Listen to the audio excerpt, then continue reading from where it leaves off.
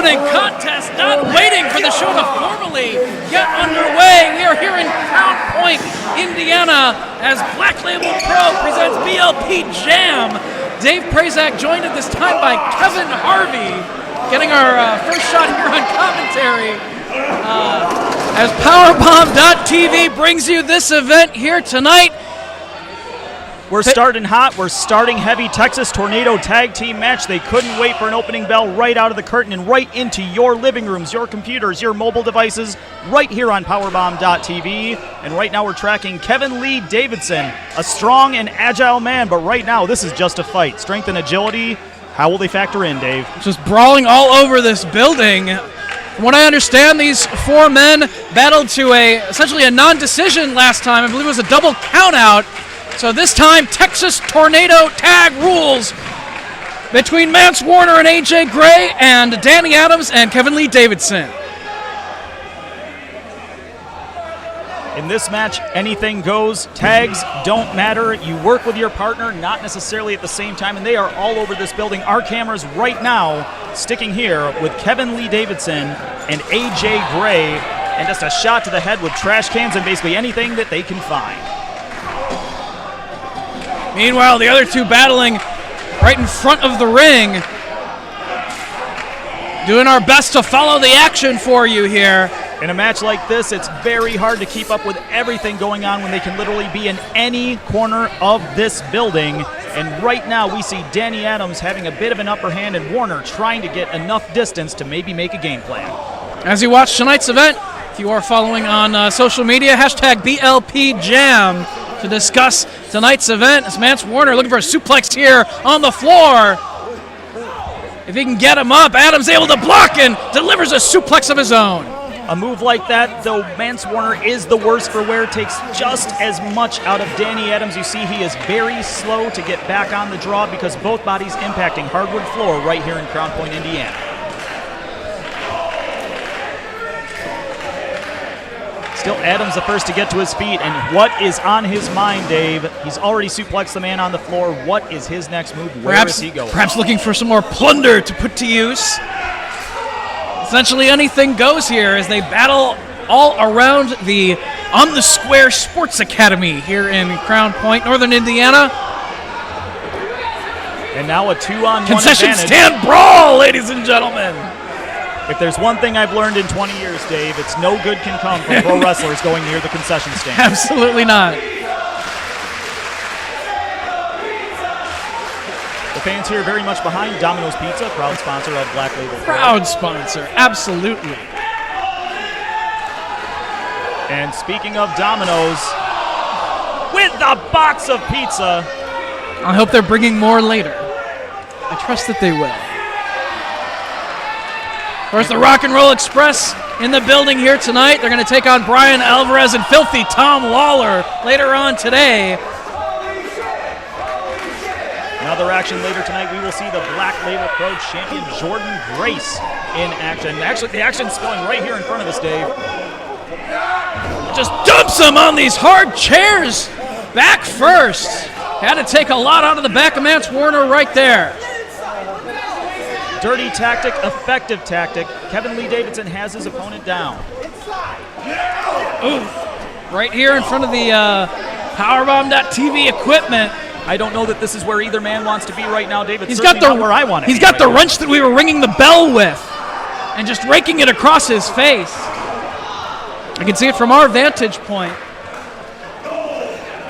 Meanwhile, on the other side of the ring, other side of the building, Mance Warner just going to work on KLD. 5 across the eyes by KLD. Warner rocked by the big forearm from the big man. Warner still has to be reeling from that suplex on the floor. Dumped on the chairs shortly thereafter. Well, all four men slowly battling their way toward the squared circle in the center of this building. They haven't entered it yet. Big double axe handle off the ring steps. Wrenches, now axe handles. This does not look good. Ooh, crotches him right on the steel barricade. And a chop for good measure. What is being scouted right now by Gray on the rail is Danny Adams, and off the apron with a lariat takes him right into the front row. We hope everyone enjoyed earlier tonight the WWR women's events. Saw Deonna Purrazzo being sent on her way. Congratulations. Gianna Purrazzo, Karen Q. Also Chikara event earlier today, if I'm not mistaken. And just following him into the corner right there was Danny Adams with a big boot right to the face of AJ Gray. And now it seems like hashtag no new friends might be in the advantage they were looking for. They have it in the ring, and they are working together right there, sending the mammoth Davidson in. And it looks like Adams is about to become a weapon. No, Davidson! Monkey flip into the corner. His rather large partner just hurled right into Gray, pulling him out of the corner, going for the cover. Ooh, very close, but only 2. It does not seem like there's a lot of life left, and Gray Warner was there to make the save. But right now, Dave, I have to believe the advantage is with hashtag no new friends. Absolutely. They spent some time working over Gray right there as Warner finally crawling into the ring. And we have all 4 men ready to do battle here inside the squared circle. Now a forearm exchange. Adams seemed to get a little bit more behind his, but Warner has taken a lot of beating. Adams has as well, and now to strike exchange. I don't know that Kevin Lee Davidson is a man I would willingly hit in any context, let alone a strike exchange. Absolutely not. You don't want to piss that guy off. There's that knee to the midsection, maybe a little bit low. Adams nearly jettisoned out of the ring and now coming out under the bottom rope. Warner to the floor as well, and Gray trying to take advantage of the stunned big man. Can he capitalize on it? Can he get the momentum he needs? Can he? No. KLD able to just sidestep him. That's where the beating he has taken, that's where that comes into play. It's hard to think when you've been taking a beating from caliber athletes. KLD, who's been DDT'd right on top of his head. Maybe that's turned the tide, Dave. Perhaps. Mance Warner able to launch himself off the back of his partner and connect with that maneuver, and now it's AJ Gray ascending to the top rope. Looking to fly. High rent district, high atop, high risk, high impact. Big splash. Going for the cover here with both men. Ooh, somehow KLD getting that shoulder up. 2 3/4. Even with both men covering him at the same time, he was able to get the shoulder up. Crowd here behind Gray and Warner. What do they have to do? What do they have to dig down? And now poke right to the eyes, taking away the vision of Danny Adams. But you know what? In a match like this, with the rule book out the window, why color inside the lines, and why color inside the lines with your head? Plants him. He got him. What's this? Well, the match is over. We have the bell.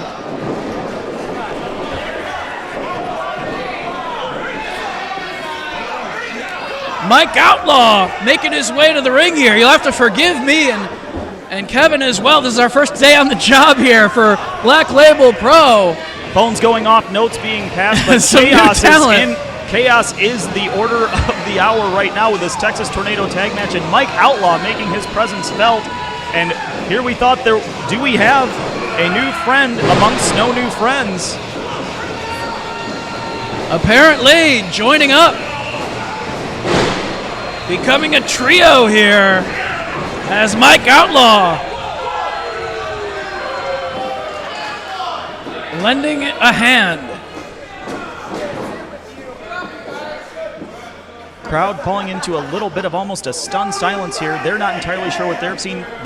Dave, I'm not entirely sure what we've seen in front of us. Well, the future will prove to tell us the whole story about what exactly is going on. We have an alliance here between these 3.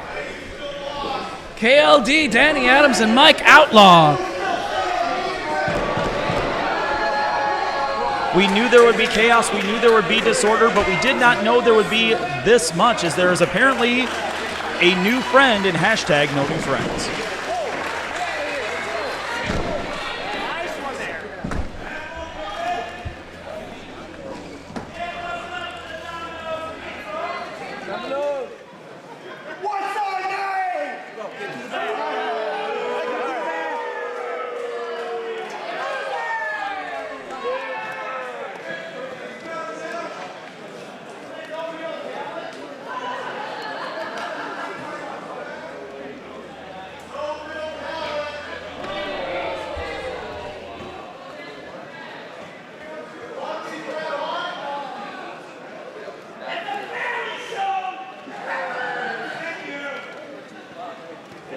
if you could keep an eye on the table, especially around this corner. Yeah, exactly. Yeah.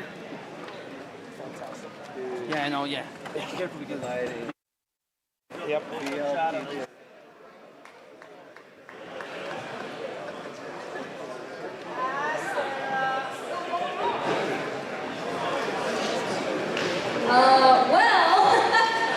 Welcome to Blp Jam.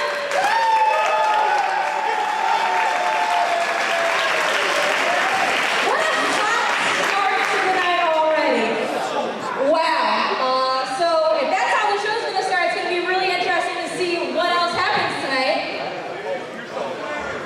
Don't forget that this is a family-friendly show.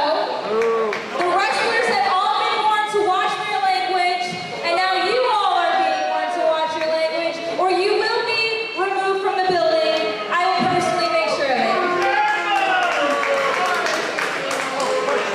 Without further ado, it's time for our next match, and it is scheduled for one fall.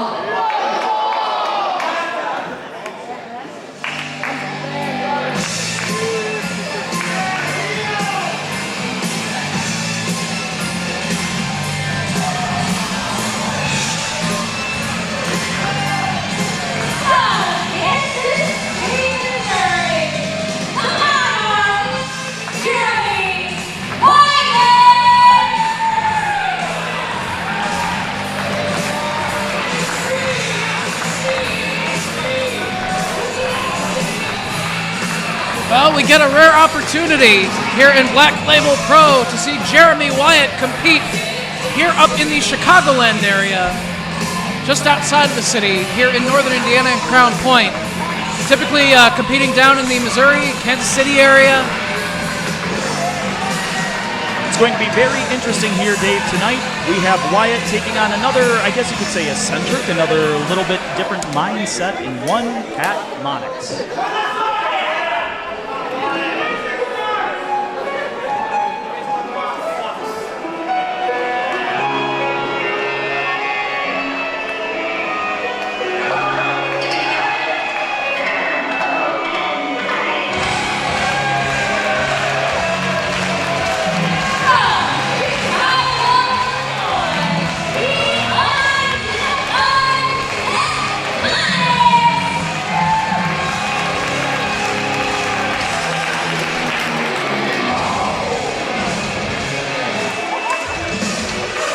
Now, Kevin, you know Pat Monix a lot better than I do, but he is one of the wrestlers, one of the young current generation to come out of the Chicago professional wrestling scene, and someone for everyone to keep their eyes on in the future.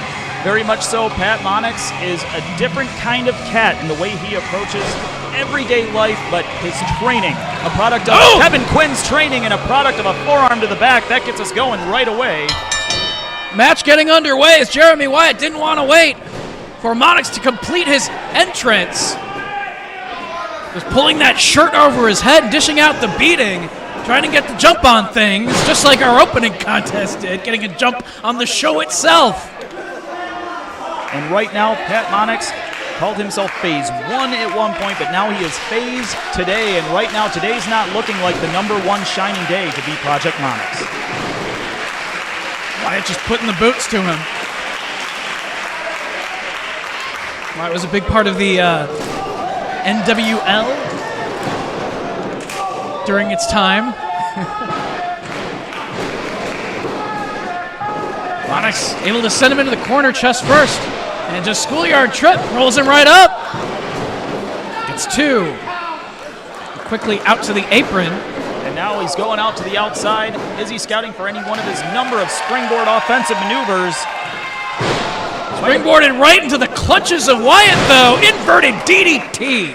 Might have been looking for that Crosstown Classic, but instead got a DDT for his troubles, and Monix needs to rethink some strategy here, Dave. Well, Wyatt, you could tell he was prepared. He knows how Monix likes to utilize the springboard maneuvers, was able to just catch him out of midair and quickly turn things back into his favor.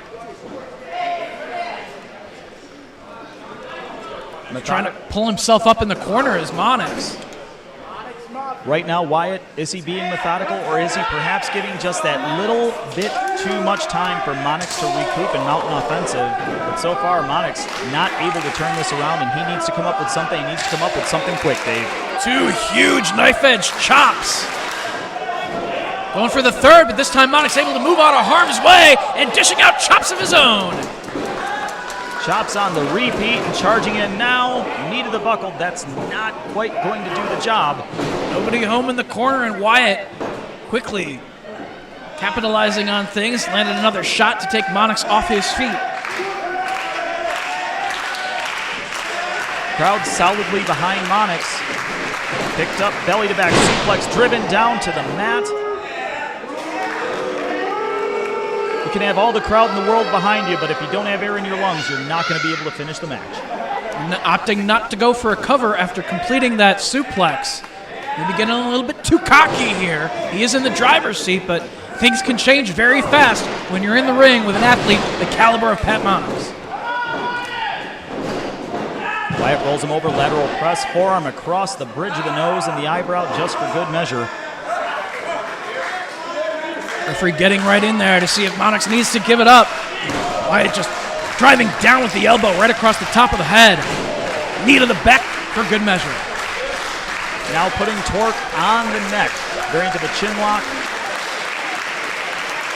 Monix able to get out of it. Gives him a good shot and another one. But quickly, Wyatt with another elbow to the back of the neck. And it seems the attack now centering to the head and neck of one Pat Monix. Sound strategy, and right here going for the neck breaker, but no, Monix finds his way out. Was able to avoid it and moved out of harm's way right there as well. Clothesline able to take Wyatt off his feet, and a second. Getting a burst of adrenaline here. Off the ropes comes Monix, leg lariat, takes him down. Monix perhaps playing a bit of possum. He's got a lot more gas in the tank than I would have thought as he drives the knee into the skull and turns around, just clocks him with a good old-fashioned punch to the face. And face first into the mat goes Wyatt. Monix with the cover. Only gets 2. Still trying to shake off the effects as he was on the receiving end of one hell of a beating for the past several minutes. But now the tide of the match has turned into his favor. He needs to keep it coming here to Jeremy Wyatt in the corner. That explosion of offense seemed to take a lot of wind out of the sails of Pat Monix. After that explosion, down on the canvas for an extended period, but now down on the buckle is Wyatt.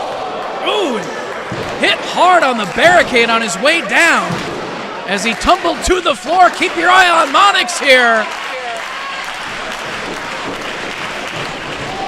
Soaring through the ropes and wipes him out on the hardwood floor. Beautiful dive from Monix. Needs to bring it back inside the ring, though. Monix talks about wanting to make each day matter, wanting to make each person a project, and right there, that was one hell of a project, and let's see what he gets as a net result. Springboards off that bottom rope and drives both knees right into the chest. Only 2. Wyatt able to get the shoulder up. You can see the look of concern, you might call it frustration, on the face of Pat Monix, trying to get the fans behind him, but he's got to come up with a game plan. He's got to come up with a way not just to keep Wyatt off his feet, but he's got to get those shoulders down to the mat. Fans here in Crown Point definitely giving him that encouragement, but Wyatt able to bury the knee into the midsection. Wyatt into the ropes, but puts on the brakes. Monix to the floor and sweeps the legs of Wyatt. And Monix now ascending the ring steps and now the ropes as well. All the way to the top, but there's Wyatt. Belly to belly suplex off the top rope. Wyatt's got to capitalize, and that is a very unique way to get to the top rope. Maybe cut off some time. And right now, flying through the air, driving the elbow into the heart. I think that's got to be it, Dave. Almost, so close. Monix able to kick out. Look of frustration on the face of Jeremy Wyatt right now. Driving the point of that elbow into the sternum of Pat Monix, driving the wind out. Monix still somehow found the courage to get out of that cover. But how much can Monix have left after a blow like that? Wyatt signaling that he's going to put him away here. Looking for pile driver. Monix able to block, backdrops him. Avoids that clothesline attempt off the second to the top. And there's the Crosstown Classic, that double springboard forearm Monix with a hook of the leg, and I believe that's got to be it. No! Whoa! Somehow Wyatt able to kick out, and Monix can't believe it. He's calling out for that final phase, Dave. Not to be at this time, though. Wyatt with a backslide. Unable to get him. Roll up here. Handful of tights. Don't know if the ref can see. And that's 3. It looked like a handful of tights, but the referee was out of his vantage point. And yeah, Monix trying to tell the referee he had the tights. Jeremy Wyatt able to score a cheap victory here against Pat Monix with a handful of tights.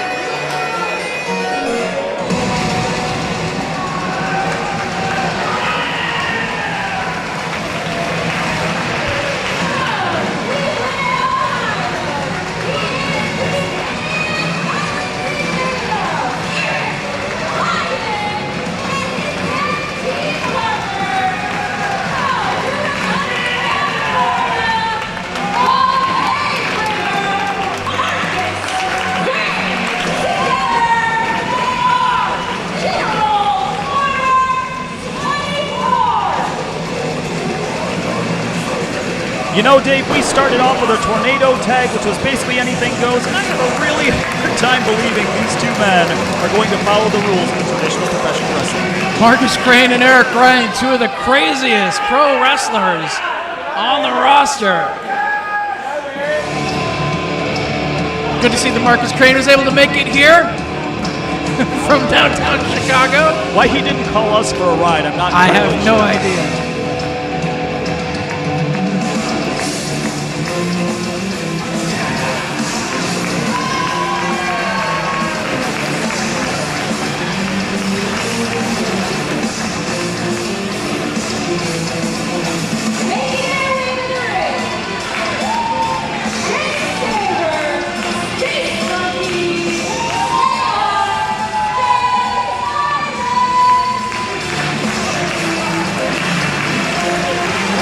Wonder what the strategy of the Space Pirates will be against two brawlers like Eric Bryan and Markus Crane in this matchup.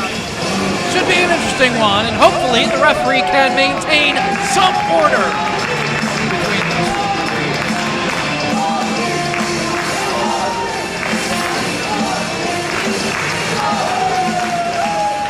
Space Monkey never far removed from Bananas. Oh, look at that, a sign of good partnership. He brought more food for his partner. Markus Crane stealing some. Is that a fabric?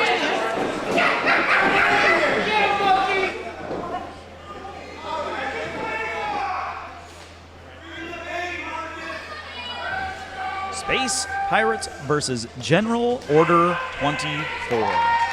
Dave, do you know what General Order 24 is? I have absolutely no idea what that means.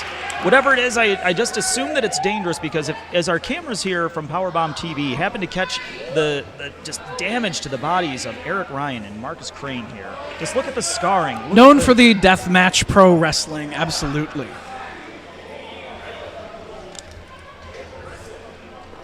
Definitely an eclectic match here. Varying styles, all represented in the ring. But don't let, as we talk about death matches and we talk about things like, somebody's got to fire that bell ring. It's just not on the it. timekeeper is just awful today. John Williams, our timekeeper here in Indiana. And for the Greco-Roman knuckle lock here, Shane Sabre and Eric Ryan to start things out in this tag team contest. Space Monkey just enjoying a banana in the corner. Looking for the clean break in the corner is the referee. And we get it.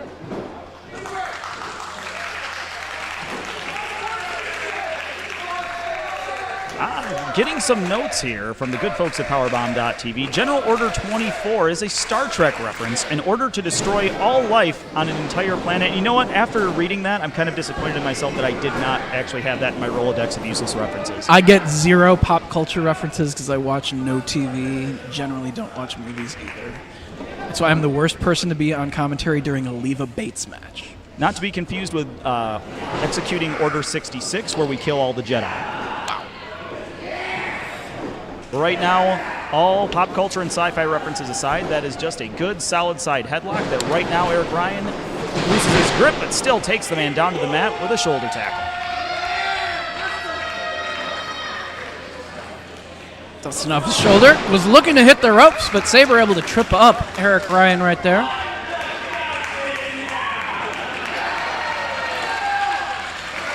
Though entertaining the crowd, is that the best decision you could make in a fight? No, it wasn't. And you don't want to enrage Eric Ryan one bit. Absolutely the strongest man in this contest. And Eric Ryan, just the evolution that we have seen in him Slipped over on the banana peel. It's just because got to keep those out of the ring, ref.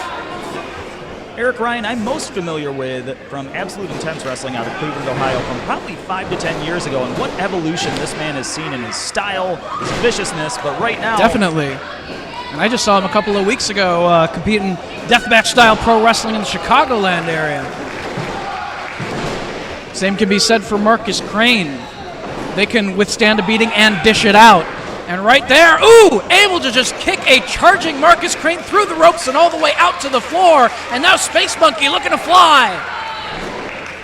But they move out of harm's way right there. Space Monkey landing on his feet. See if he can get out of this predicament.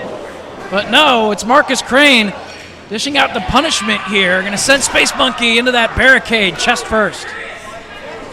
Markus Crane, a very dangerous individual, and Dave, the thing I've never been able to sort out, cover one, only a count of one, who does Markus Crane have less regard for? His opponent's well-being or his own? It's about equal. And often one comes at expense of the other, and right now just pulling the tail, combination tail pull and a low blow, A low blow of sorts, yes. Not very comfortable for Space Monkey. Elbow drop right there. Markus Crane doing some push-ups. Spends a lot of time in the gym, as you can tell. What's more surprising, Markus Crane doing push-ups in the middle of a match or Markus Crane doing push-ups? Does he go tanning as well? Got to look good as a pro wrestler, I mean, let's be honest. Just choking Space Monkey with his belt now. And this is what I was alluding to earlier, Dave. Markus Crane, I was going to be shocked if he and Ryan were going to follow the rules of wrestling, following the tag rules of wrestling, but so far, taking advantage of all counts, taking advantage of all possible shortcuts they can for an opportunity, like a slingshot right off the top rope. Well, they know what they can get away with and what they can't within the confines of a normal pro wrestling match as compared to a anything-goes deathmatch style environment. And if they want to win this matchup, they need to listen to the referee and they need to obey the tag rules. And whatever they decide to put to use, whether it be the belts or the barricades on the floor or what have you, they need to make sure they keep it out of the line of sight of the referee. as they are continuing to dish out the punishment here on Space Monkey, trying to mount some offense, some shots to the midsection, but Eric Ryan pounding down across the back to put a stop to it. For those of us who may be just joining us right here at Black Label Pro on Powerbomb.tv, right now in addition to this match, lots of other action tonight. The Warhorse Jake Parnell versus Fred Yehi. Allie Cat takes on Kris Wolf in just a few moments. And of course, the Rock and Roll Express versus the Chop and Roll Express. All that and a lot more. Super Chico teaming up with Filthy Tom and diving to try to make the tag, but Eric Ryan was out on the floor right there and pulled Shane Sabre off the ring apron so that he would not be there to make the tag as Space Monkey dove and continuing to just dish out the punishment. 2-on-1 situation here on Space Monkey. And if there's one thing Space Monkey needed in that situation, it was a friend, it was a partner, and Sabre pulled off the mat. He needs to get out of that ring because he's not going to be able to withstand much more punishment like that. Sabre still down on the floor, needs to get on the apron first before he can tag himself back into this matchup. He does need to get himself into the ring, get a fresh, well, as fresh as possible after he got sent to the floor. And again, biting the tail now. That's just uncalled for, Dave. Frequent tags made as Eric Ryan back in. Not every wrestler would take a bite out of a monkey's tail, but Markus Crane is not every wrestler. He is a unique individual, not just for pro wrestling. In life. Sometimes in independent wrestling, we see people calm down maybe as they've been around in longer years and maybe take fewer risks. Markus Crane is the exact polar opposite of that. The risks increase. And the risks are increasing for Space Monkey right now, going up for the springboard, and finally able to get to his partner. Tag was made. Flying off that top rope. Going to work on both Markus Crane and Eric Ryan. Ducking the clothesline, finds him with a lifter. It connects. Avoids that clothesline attempt by Markus Crane, and now backdropping Eric Ryan, and a Russian leg sweep. Ooh, spun through with it. I don't know if that was Russian or not, but whatever country or continent it was from. It was with a twist. It planted him. It was from the nation of effective. Of effectiveness. Shane Sabre now, head of steam. Baseball slides to the floor. Taking the attention of his opponents as Space Monkey flies and wipes them out. He packed his bag last night, pre-flight, and Space Monkey has flown to the floor.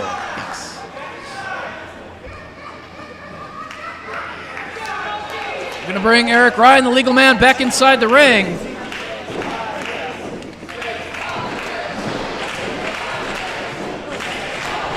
Space Monkey with a boot to the midsection. Some teamwork coming up here. Glancing with the DDT. Going for the cover now is Shane Sabre, the legal man for his team. But that pin attempt broken up by Markus Crane. Crane sent to the corner. Double team strategy here. Shoulder to the midsection. Space Monkey right into the solar plexus, and that's something you know great fans like Mike Sempervive are just sending chills down their spine. What's up, Semp? Ooh! Almost had both of them right there. Gotta hand it to the ref. Like everybody's shoulders. Looked like a variant of the old snowplow, the Northern Lights bomb. The Northern Lights bomb.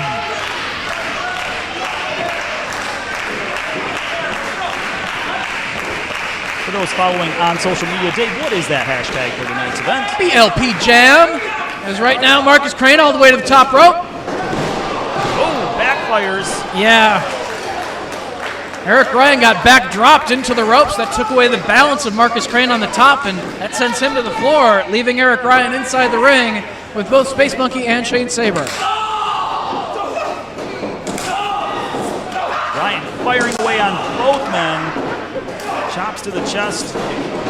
Sabre catches the boot. And this might be the opportunity that Monkey and Sabre need. Avoided that shot with the tail. Oh! He just whacked his own partner in the face with his tail. I don't know if he realized. And that is it. Bryan scores the pin.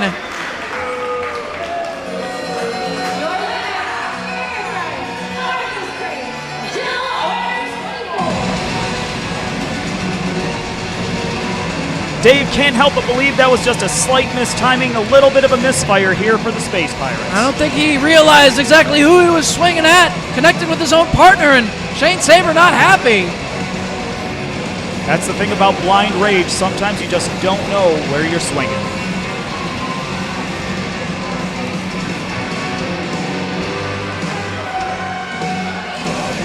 A peace offering, a banana.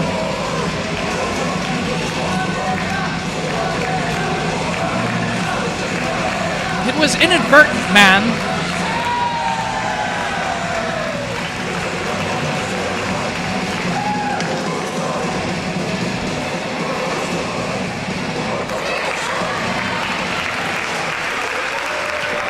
And it took little more than a banana to smooth things over here with the Space Pirates on Powerbomb TV Black Label Pro Jam.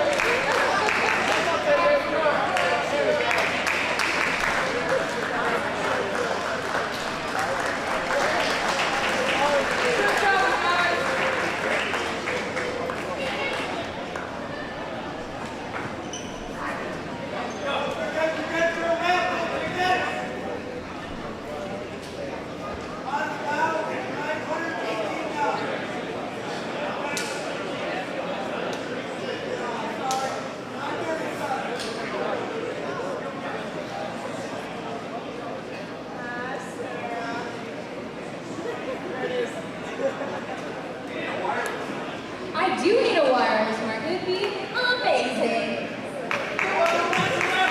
Is everyone doing okay? Don't forget, we are live on Powerbomb TV. For those of you at home watching, use the hashtag Blp Jam when talking about it. You guys here also use that. Post all of your pictures and videos. Who's ready for another match? The following contest is scheduled for one fall.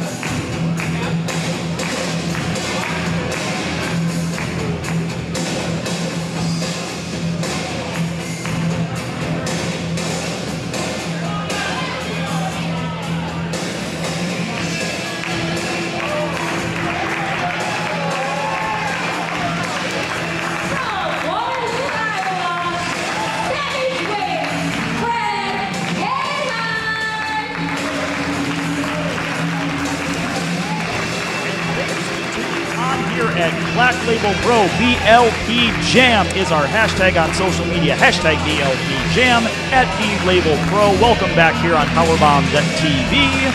Joined by Dave Prazak, this is Kevin Harvey, and this is Fred Yehi.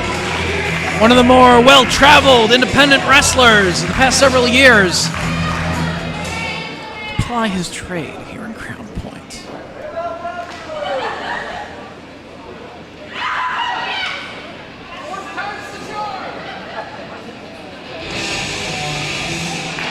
Hey, it's this music again.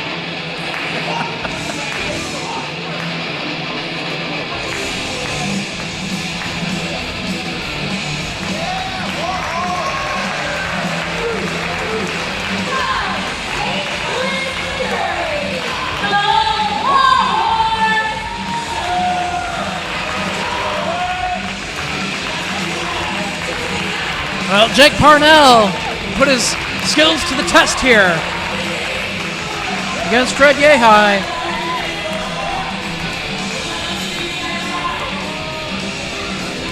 The Warhorse Jake Parnell, product of Elgin Training Systems. You know that's a strong pedigree in training. You know that means he hits hard. And you know that means Fred Yehi is in for a hell of a match.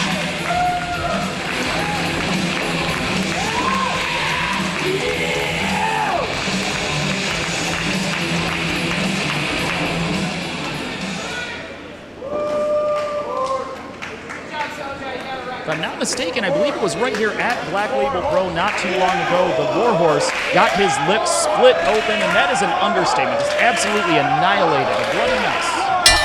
So we have the opening bell. Expert officiating by Brandon Toll as always. Absolutely.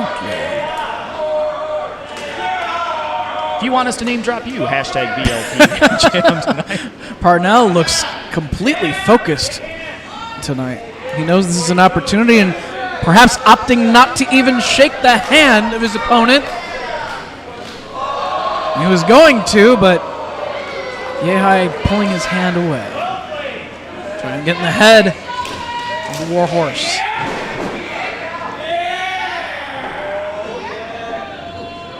I'm curious, maybe those out there in social media land can let us know the significance of this, these mouthpieces.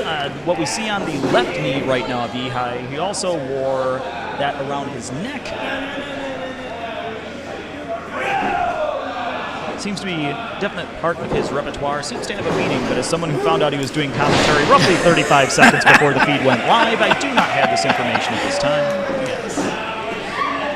And now head-to-head. Face-to-face, and Yehi again. A little bit of height advantage for Jake Parnell in this matchup. Those looking for sportsmanship, it seems you'd best look elsewhere tonight. As these two, the aggression, you can just see it building in both men. You can just see the tension in their bodies building up, Dave. And they haven't even really had to strike each other or really felt each other out yet. You can just see those tensions absolutely building, and how will they mount? Here is this match for Princess. Yeah, holding on to a knuckle lock, side headlock takeover. It's a 1 count. Parnell able to turn things around, hold the front chancery. Back into standing position, back into the corner now. Get the clean break from Yehi. Shoulder to the midsection. Twice.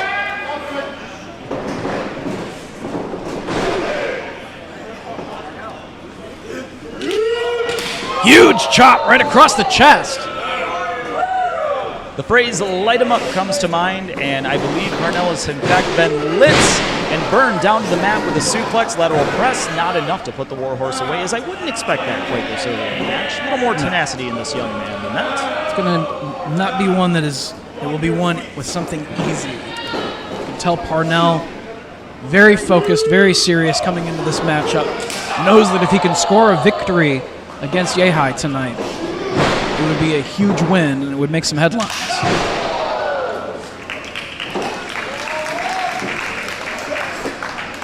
Parnell now, what's he doing? Just stomping right into the chest and using the arms as leverage, pulling him into those blows as well, doing what he can to drive even more air out of the lungs and keep him down on the mat. Series of hard splashes, just driving down across that midsection repeatedly. And a senton for good measure. Not hooking the leg on the cover, though, after doing all of that damage. Fred trying to walk it off. And now Parnell returning the favor for those chops earlier. And this young man is fired up and firing back, sends him off to the other side now and flying with, not flying, just straight up clothesline right into the chest. Followed him in with all the momentum that he could, but yeah, able to take him down and now just throwing fists. Repeated shots to the side of the head and stomping away now, getting some fire under him. Sometimes fists, sometimes forearms, all of them landing, all of them rocking Parnell.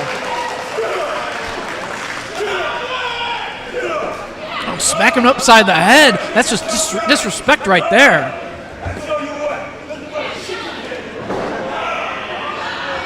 That might just give Parnell the extra added incentive to be even more devastating inside the ring with everything that he fires away at Yehi. One way or another, he is trying to get inside the head of Parnell, but what are you going to distract, or what are you going to wake up sometimes is a risk you run when you are playing the mind games.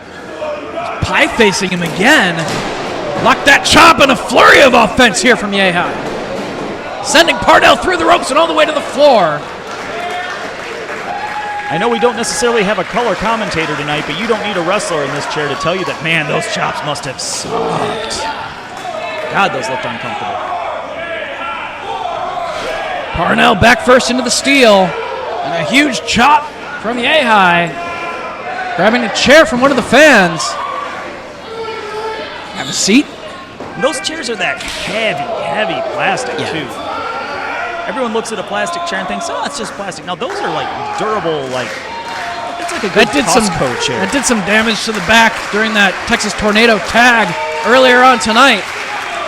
And right now, Yehi getting a running start, but Parnell picks him up and backdrops him into those hard chairs, waiting in the front row. Definitely not what Yehi was scouting for.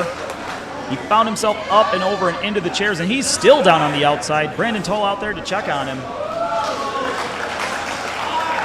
Also a factor, Dave, look at the amount of cans on the floor. We know we've seen some damage from aluminum cans in the crowd. First hand, second hand, no good comes from particularly if fans decide to just like peel them apart and there's loose shards of aluminum waiting on the floor.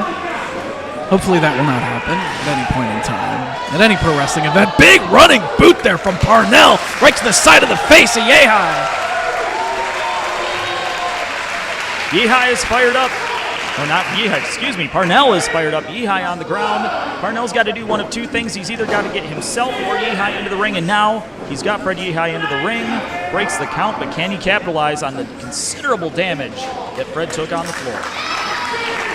Parnell with momentum off the ropes. Continuing to hit the ropes. Took too much time.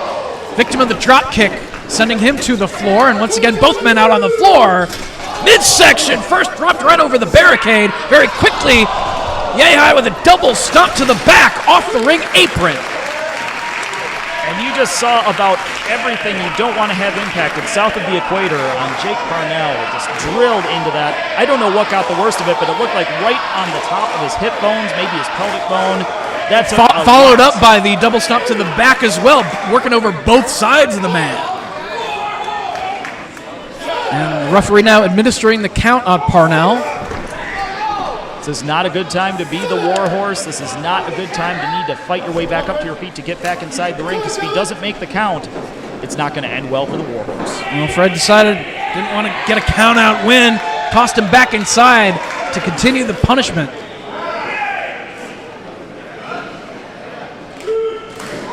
Chop takes him off his feet.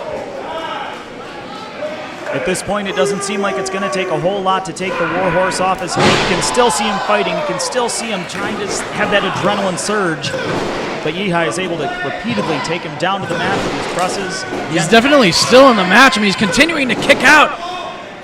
As Yehi just trying to keep him down on the mat, trying to keep those shoulders flat. But Parnell continuing to fight. But these fans still have hope, Dave. I think our fans at home watching on Powerbomb TV have hope. And I think there's still hope for the war horse here. He's got to find a way out of this chin lock. You can see him trying to get back to his feet, trying to get out of this predicament, but I'm not sure he can do it. Encouragement from the fans. He's back in a standing position, shot to the midsection. But Yehi with a Russian leg sweep takes him down.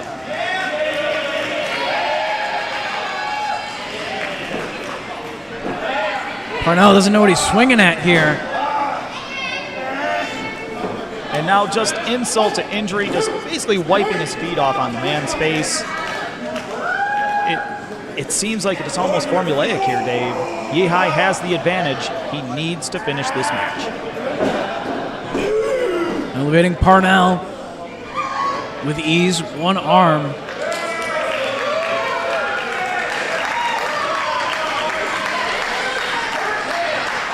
What's he scouting here? Could be a body slam, could be a fall-away slam. Upbreaker. Into the backbreaker again. Count of two's all he can get, but that's the same general region of the body that was impacted by the draping over the rail, the double stomp of the prone body on the rail, and it seems that now both the back and the front of that lower back region, that hip bone region, is the center of attack by Yehi.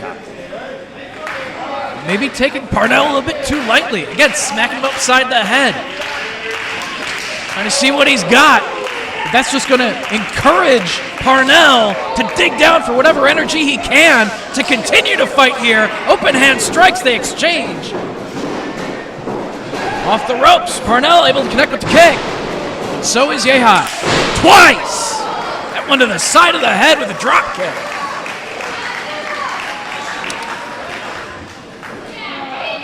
All that momentum, all those shots directly to the head is the exclamation point. Now could be a one-way trip to Germantown for one of these two men. No, Dragon Suplex. That's got to be it, Dave. Dragon Suplex on his head. How did Parnell kick out of that? Staying in this fight. It's not going to be easy for Yehi to get a victory here. If he's even able to do that, Parnell is determined here. We talked earlier about the tenacity of the Warhorse Jake Parnell, fighting through injury, fighting through situations where most men would go to the hospital in the middle of that situation. He is continuing to fight, as he always does, with the missile drop kick off the second. Looking to this crowd for some extra encouragement, and they're giving it to him here in Crown Point. A couple of shots to the side of the head. Series of them. Yehi finally taken off his feet. Payback for very similar blows earlier in this bout. The Warhorse is going up to the second rope. What's he looking for here? Just repeated chops into the side of the head, into the neck. Right to the neck. Those impacts to the neck, shots to the carotid artery. The carotid artery keeps the blood flow to your head. Power slam keeps you on the mat for 1, 2, nearly a 3 count by the Warhorse. Thought he had him right there. Needs to stay on the man here. He has the momentum on his side. Got his second win. Did Parnell. Needs to keep the fight coming. And it looks like Yehi clutching his knee at this point.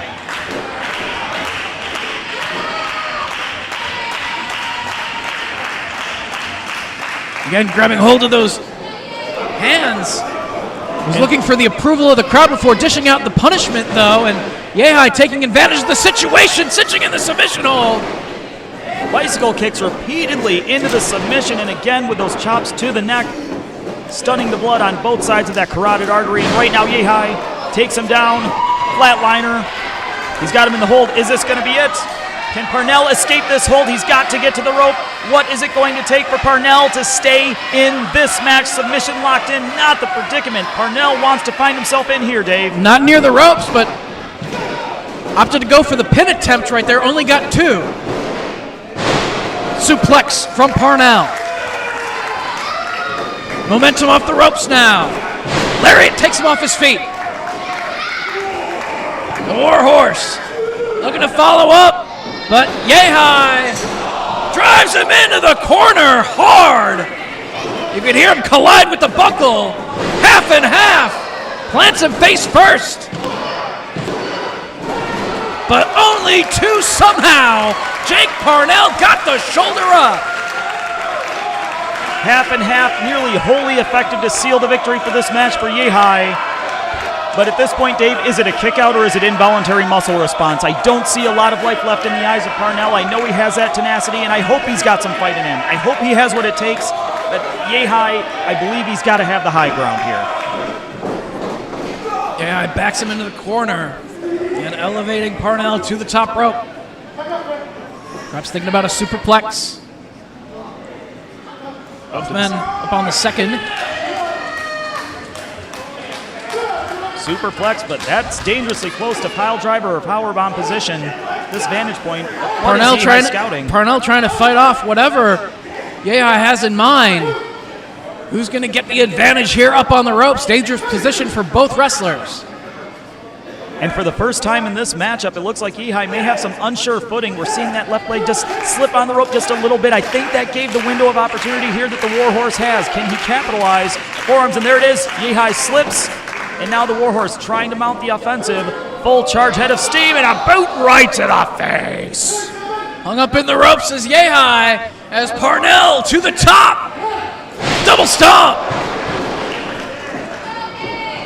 The Warhorse with the war hooves drives him into the mat. Top rope here, high ground, and again into the back. Will that do it, Dave? Cover! He got him!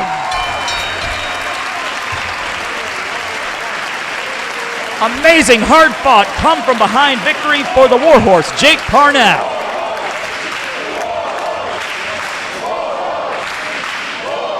Despite everything that Yehi threw at him throughout the duration of that matchup, Parnell hung in there. He kept kicking out.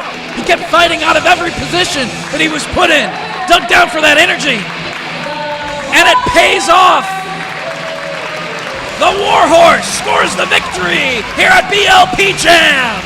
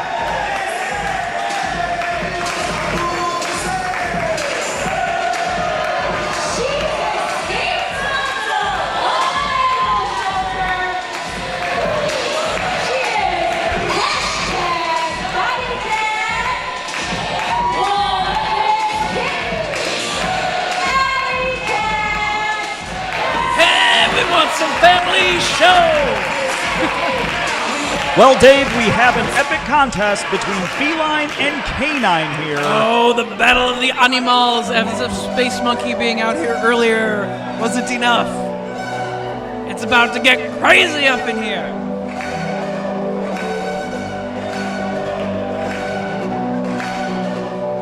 Star of the Stardom promotion in Japan, Kris Wolf.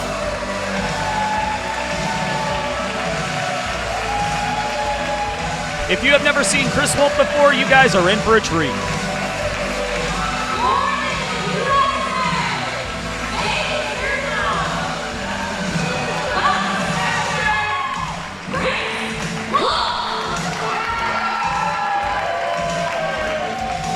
Kris Wolf, a story unlike so many others in pro wrestling. So many people aspire to go to Japan one day. Kris Wolf started her career in Japan, became his career, as you just mentioned, Dave, with Stardom, World Wonder Ring Stardom in Japan. Now she has Allie Cat on the opposite side of the ring. Allie Cat, one of the up-and-comers out of the Midwest scene, fighting now out of the Indianapolis area. And looking to really build her reputation here in Black Label Pro. A victory over Kris Wolf could mean a lot to the career of a young upstart. I don't want to say upstart, because it's not like the girl started yesterday. She has been wrestling for a few years now. Allie Cat, you and I are familiar with from a few of the Rise events of the last 2 years. known for her pile driver, for her, can I say this on Powerbomb.tv, pile driver? I'm referencing a cat, so I guess I can. I mean, she did have entrance music. As I was saying earlier, if you've never seen Kris Wolf, you're in for some fun. She is just one of the most fun wrestlers you could ever ask to you might want to ring John Williams, the timekeeper, finally rings the bell. Man. You know, I can ring it a second time, Wolf. I mean, John Williams can ring it a second time. He's busy finding that Indianapolis venue. But right now, extending the hand is Alley Cat. The hilarious part is I'm looking at a monitor going, why the hell aren't they ringing the bell? Oh, yeah. You're busy putting over Kris Wolf. Meanwhile, everyone else in the building, ring the bell! Hey, at least I'm doing one job reasonably effectively. That's more than some people in wrestling can say.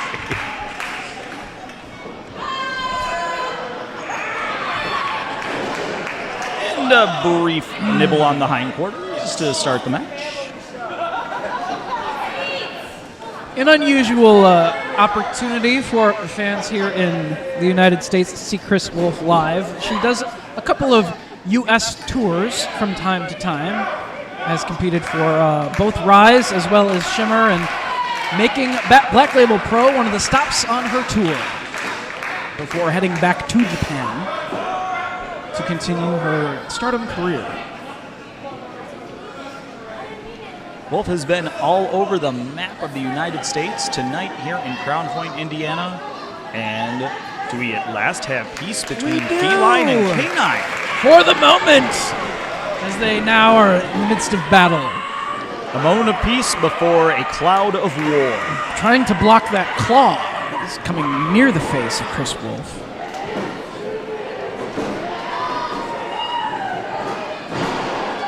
Alley Cat trying to break free of the grasp of Kris Wolf. Unable to do so. Trying to break free, which she cannot do. Kris Wolf, known for many things. One of those, her speed. And I'll steal a phrase from Derek St. Holmes Esquire here. She's not fast, she's sudden.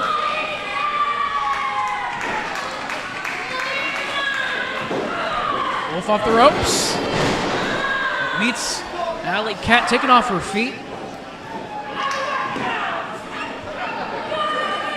Billy Collins. I'm Dave Prazak, and this is Kevin Harvey next to me. Hello. We're new, but hey, give us a shot. Hey, it technically is our first day. It's our first day. I mean, I have been doing this for 20-something years now. Oh, boy. Quick roll-up right there from Kris Wolf. Only gets two. Just fixing those shoulders gets two. Alley Cat on top now. Gets a near fall as well. Wolf going to her corner. Looks like she's trying to regroup with Tito for those who are uninitiated. Tito, you know, we did drive through Gary, Indiana on the way here from Chicago. Jacksons grew up there. And wisely moved promptly away from it as soon as they were of age. Indeed. We're just kidding. We love you in Gary, Indiana, provided you're watching here live on Powerbomb.tv and supporting Black Label Pro and all of independent wrestling. If they live in Gary, they should be in the seats right now. Close enough. And Alley Cat, though she is a four-legged feline, she may be looking to fly. No! The metamorphosis. We've seen this before. Tito does strange things to people, Dave, but mostly he just makes them prone to the kicks of Kris Wolf. But this is what Kris Wolf is known for. This could be the box breaker! Dangerous! Right enough. Never mind. Family show? We still have family show on time. Nether regions. And a low kick. Learned that from Saraya Knight.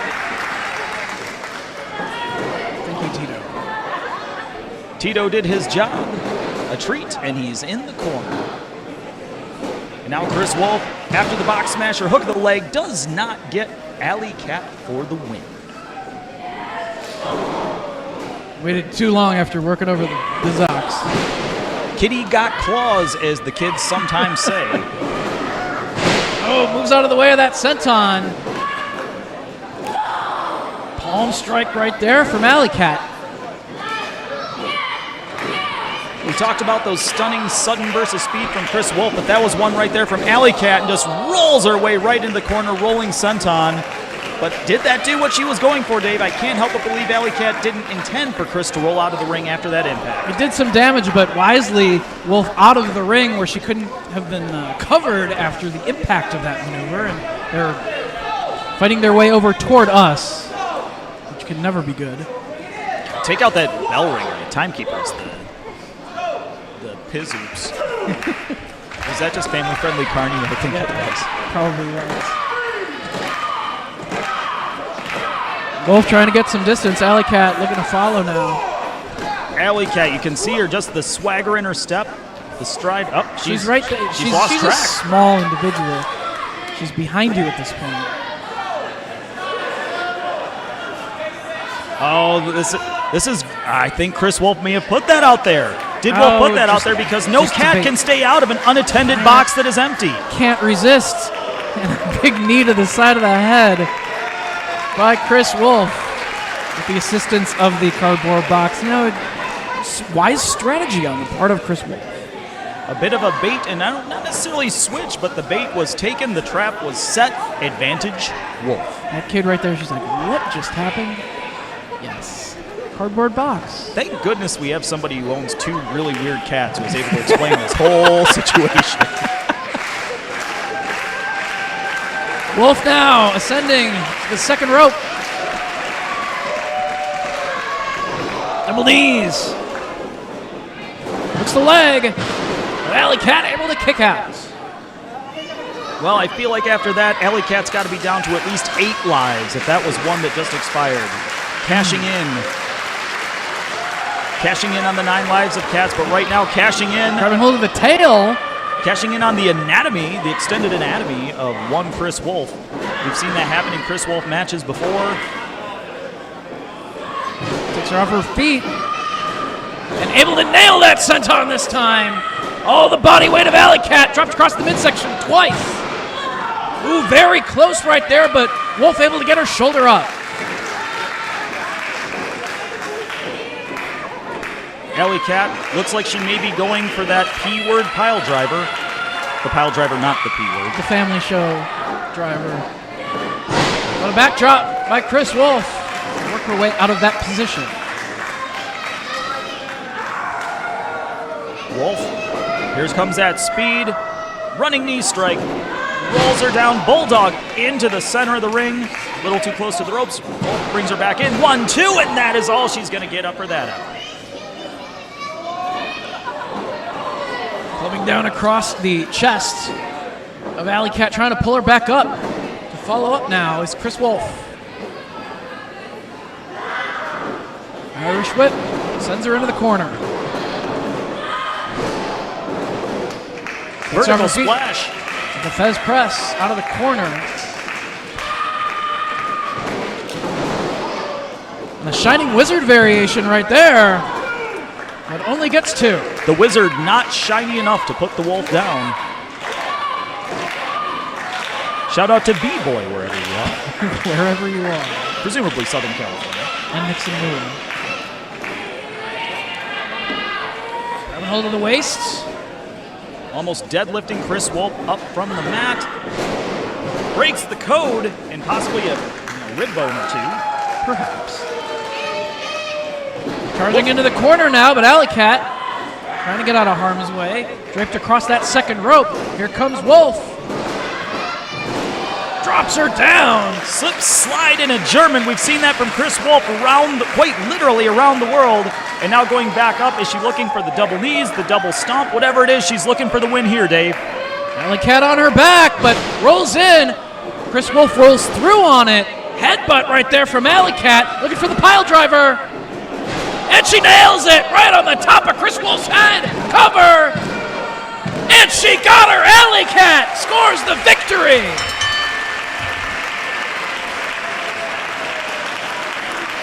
Well, as I said, Alley Cat looking to build her reputation here in Black Label Pro. And no better way to do that than to hand a loss to one of the stars from Stardom here in the United States. Alley Cat with a big win. Pay attention to Alley Cat, folks, because I think she just put both feet inside the elevator, and it's only going up from here.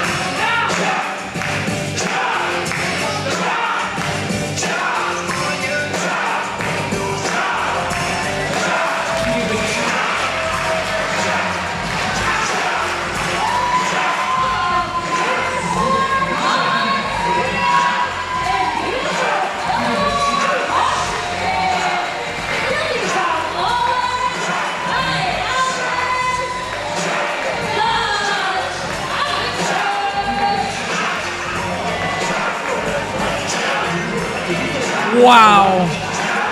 The Chop and Roll Express. Man, Bryan Alvarez is kind of a handsome guy. Channeling Big Josh a little bit. Perhaps joining me at this time on color commentary, Ethan Page. This is not just any tag team match. It's one of the headline contests of tonight's event. Bryan Alvarez and Filthy Tom Lawlor to take on a true legendary tag team in the wrestling industry, perhaps the most famous tag team ever. The Rock and Sock connection? No. Oh. Absolutely. They look ready. They are ready. Wow. They are absolutely ready.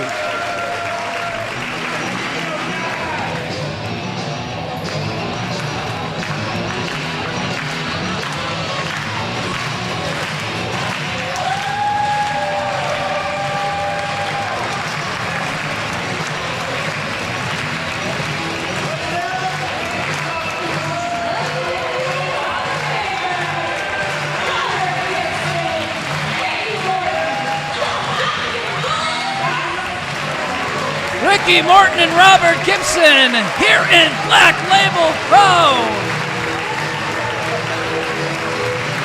Is he related to James Gibson?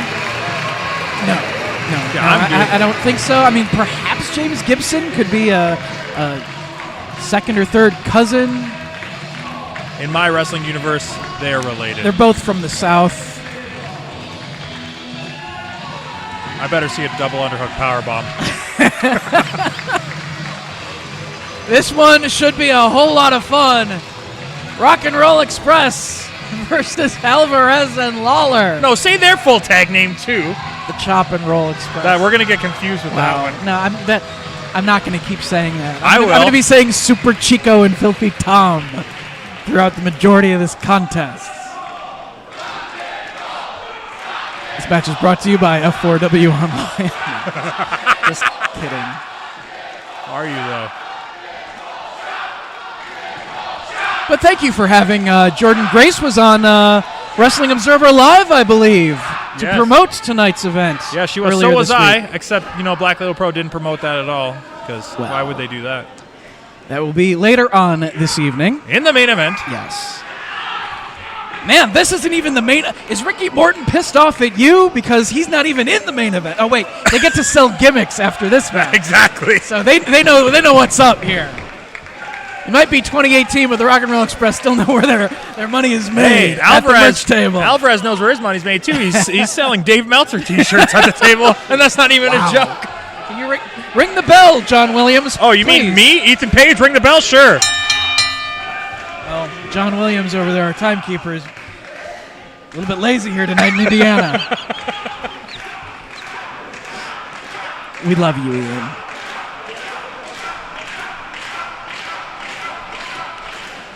Robert Gibson and Bryan Alvarez to start things out. Sorry.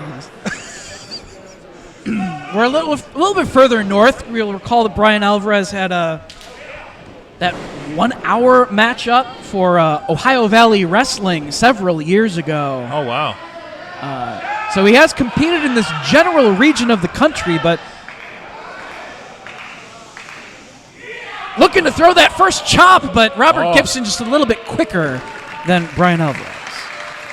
And a man of his age being quicker than Alvarez. I think Alvarez...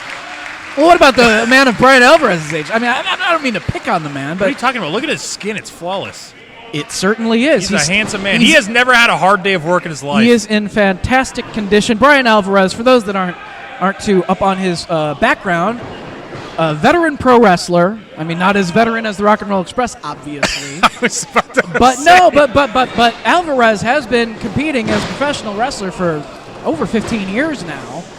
Granted, he is not a regular these days on the wrestling scene, picking and choosing the important matches, and he and Filthy Tom wanted to take on top-level competition, the best competition as a tag team force. It doesn't get any better than the Rock and Roll Express. Hell no, it don't. They accepted the challenge laid down by Alvarez and Filthy Tom.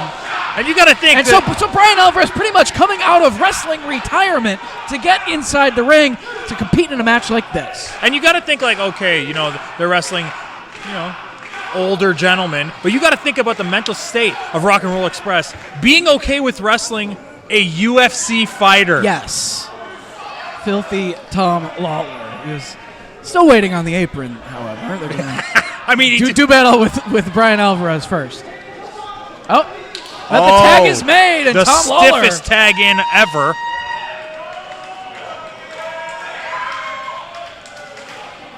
But just as much as the Rock and Roll Express have that experience advantage, obviously, on Alvarez and Lawlor, they compete more frequently as pro wrestlers. Still very active across the independent wrestling scene is the Rock and Roll Express. Ricky Morton earlier today said that he's still wrestling 5 days a week. I was just about to mention that, yeah. Operating a wrestling school. He's always inside the ring, even when he's not in front of a crowd competing. He's in there with his students.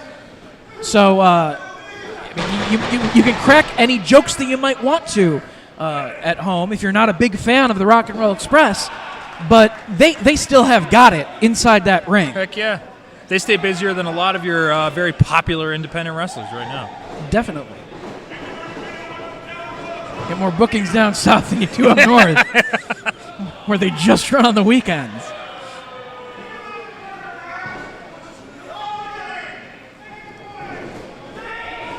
Filthy Tom and Ricky Morton.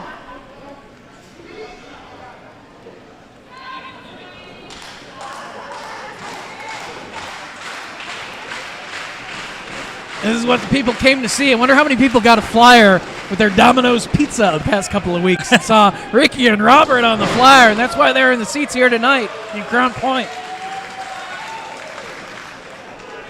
Did a double take? Yes, that's the Rock and Roll Express. Heck yeah. In action, not just appearing, wrestling.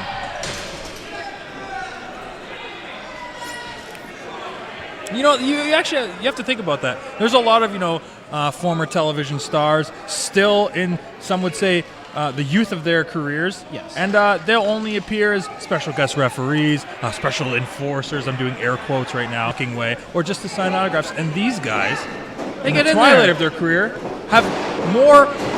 Oh, here we go. Oh, he just got kicked on his head. There. They have more gas in their tank at this stage of their career than a lot of wrestlers do. Absolutely.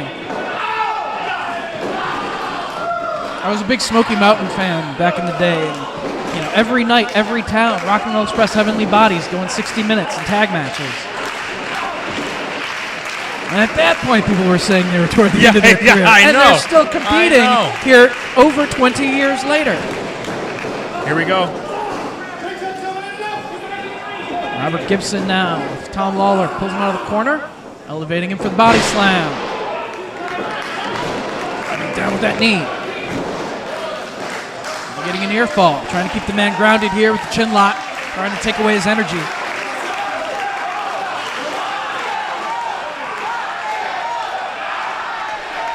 Lawlor trying to fight his way back to a standing position.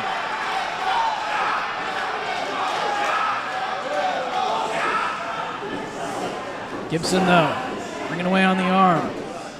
Pulling him toward his corner. Ricky Morton tagged back in. Just holding Lawlor right there for Gibson to do the damage. Was that a chop? Was that insult there? I think it was. Chop and roll. Beautiful headlock.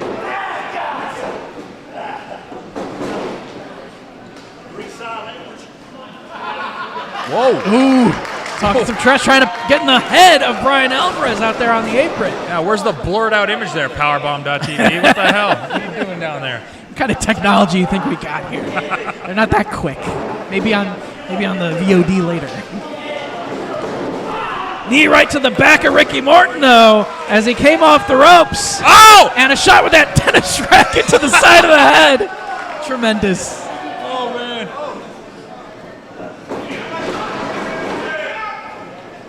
Tom Lawlor stomping him out.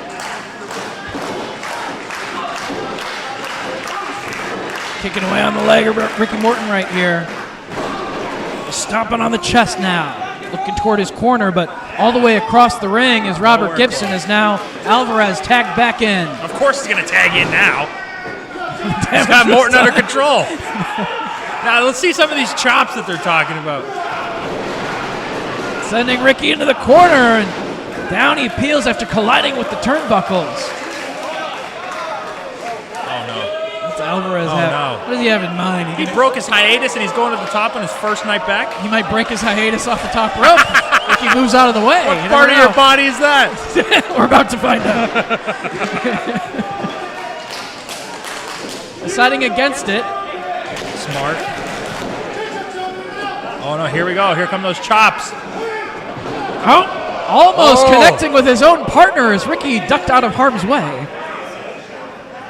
But thankfully put on the brakes before he chopped Alvarez. Wait a second. Didn't he tag out? Well, there we go. okay, there we go. What are you doing, Brandon Toll? Jesus. Morton looking for a tag himself. Robert with his arm outstretched. Tom needs to cut that ring in half, make sure that he doesn't get close enough to Robert Gibson to get him tagged into this match as they focus on Ricky Morton here. Referee distracted right now as Alvarez just choking Ricky Morton across the top rope. Shady tactics being put to use by these youngins. Morton looking for some crowd energy here. Get him back into it. Look at Tom Law. Look at his face as he's just choking away on Ricky Morton. He's trying to take away all of his oxygen right now. All three of them. All three of them working over Ricky Morton.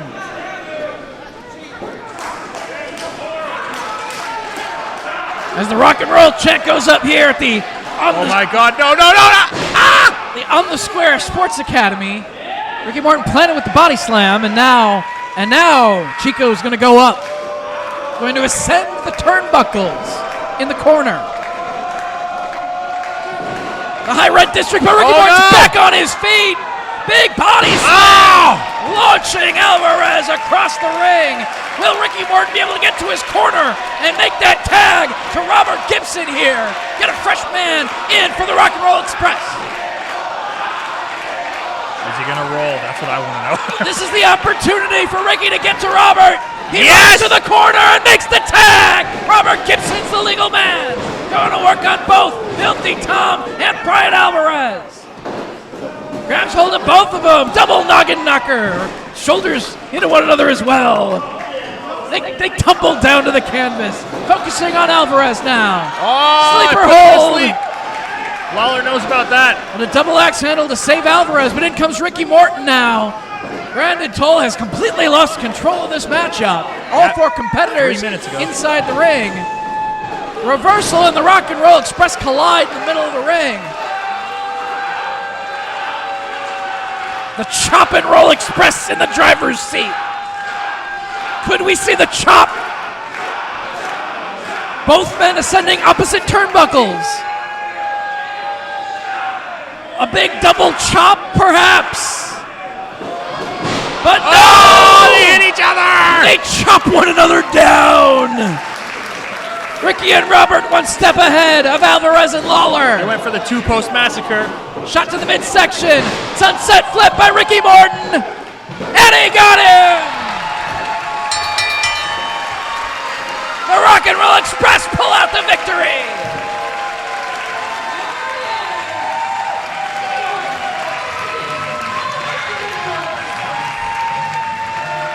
Well, I do gotta hand it to Alvarez and Lawlor. They did get in the ring against the greatest tag team in wrestling history. But they should have realized it was inevitable. They were going to fall because they don't have the tag team experience that Ricky and Robert have inside a wrestling ring. And right here in Black Label Pro, the Rock and Roll Express handle Alvarez and Lawlor the loss here at BLP Jam. Man, Alvarez looking like a WCW cruiserweight with those cornrows.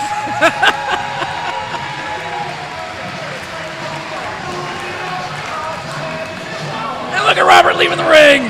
Rock and Roll Express style. Tremendous. Go sell some gimmicks, guys. Make some money.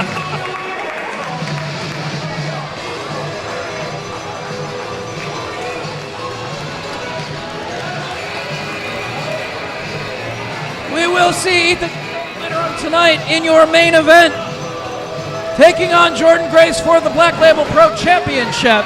But right now, here in Crown Point, we are headed toward intermission. And for those of you watching at Powerbomb TV, we are going to give you a matchup from Beyond Wrestling. It took place back on April 29th. For the Powerbomb TV Independent Championship, Tracy Williams taking on Joey Janela.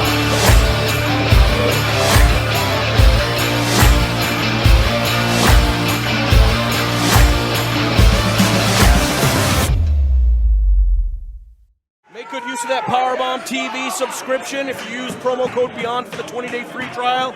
Promo code BEYOND30 for the 30-day free trial. Check out our extensive back catalog. Over 14 hours of footage. 5 live streams presented in the last 36 hours, courtesy of Powerbomb TV.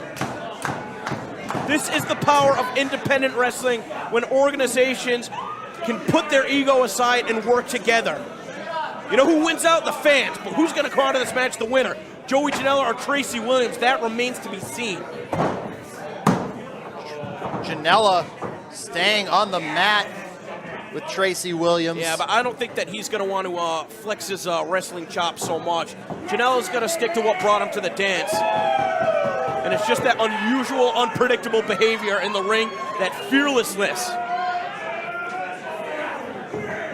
If this one stays on the ground, I don't think it's going to last too long. Absolutely not. It's the mind games, it's that unorthodox style that you mentioned of Joey Janela that's going to carry him to a championship. Well, talk about mind games. I mean, Orange Cassidy's certainly a fan favorite on the Beyond Wrestling roster, but I don't think anybody would describe him as a dominant wrestler. So for Joey Janela to be awarded him as a last-minute replacement, his name picked out of a hat, for him to be a tag team partner last night, for them to pick up a victory. I mean, Hot Sauce Tracy Williams, his confidence has to be shot. But he's been around long enough to know that anything can happen on any given night, especially in a tag team situation. So I know he's had a long drive here today to think about it, long night last night to think about it. And he seemed very up in spirits earlier on the pregame show when I called it with him, so I think his mind is clear. I think he's going to be very sharp here tonight.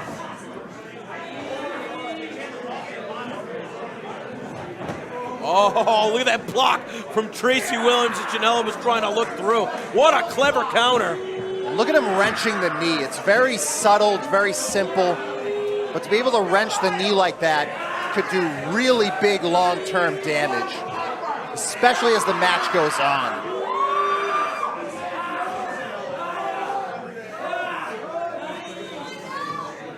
Again, this is exactly where Joey Janela does not want to find himself. Even with that leg grapevine, I don't know if he knows what to do from this position.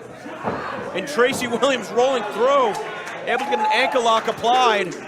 Joey Janela had full control of his opponent's leg and he could not convert it into a submission. That's very telling.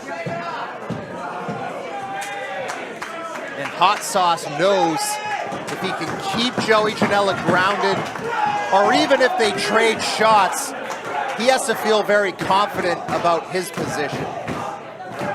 You hear a smattering of grapple fuck chants ringside. The first time that these two met in a Beyond Wrestling ring would have been a non-tournament action as part of Beyond Wrestling Tournament 4 today at Aurora, another event that you can check out on Powerbomb TV. And that was at the height of Joey Janela's grapple fuck popularity. Just respecting, you know, this more traditional style of professional wrestling. And maybe he's going to be eating his words as he's being punished right now on the mat.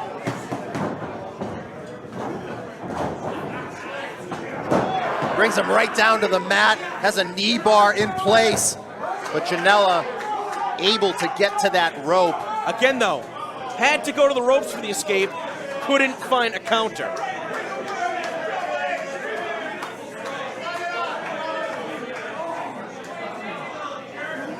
Hot Sauce taking his time, picking his spots, and picking Janela apart with those small little kicks. Oh, springboarded off into a crossbody. That's the unpredictability of Joey Janela. Now on the opposite side of the ring, a little bit higher, a little bit more damage done.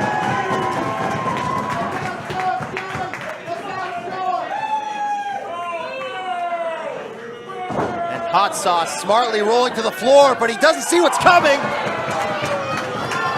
as the bad boy flies and takes Hot Sauce down.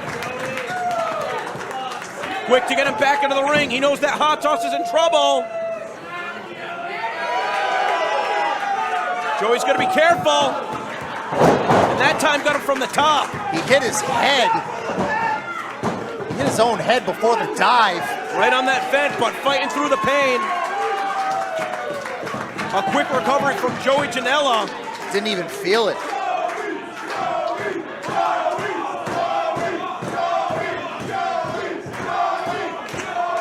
And now this crowd rallying behind the bad boy.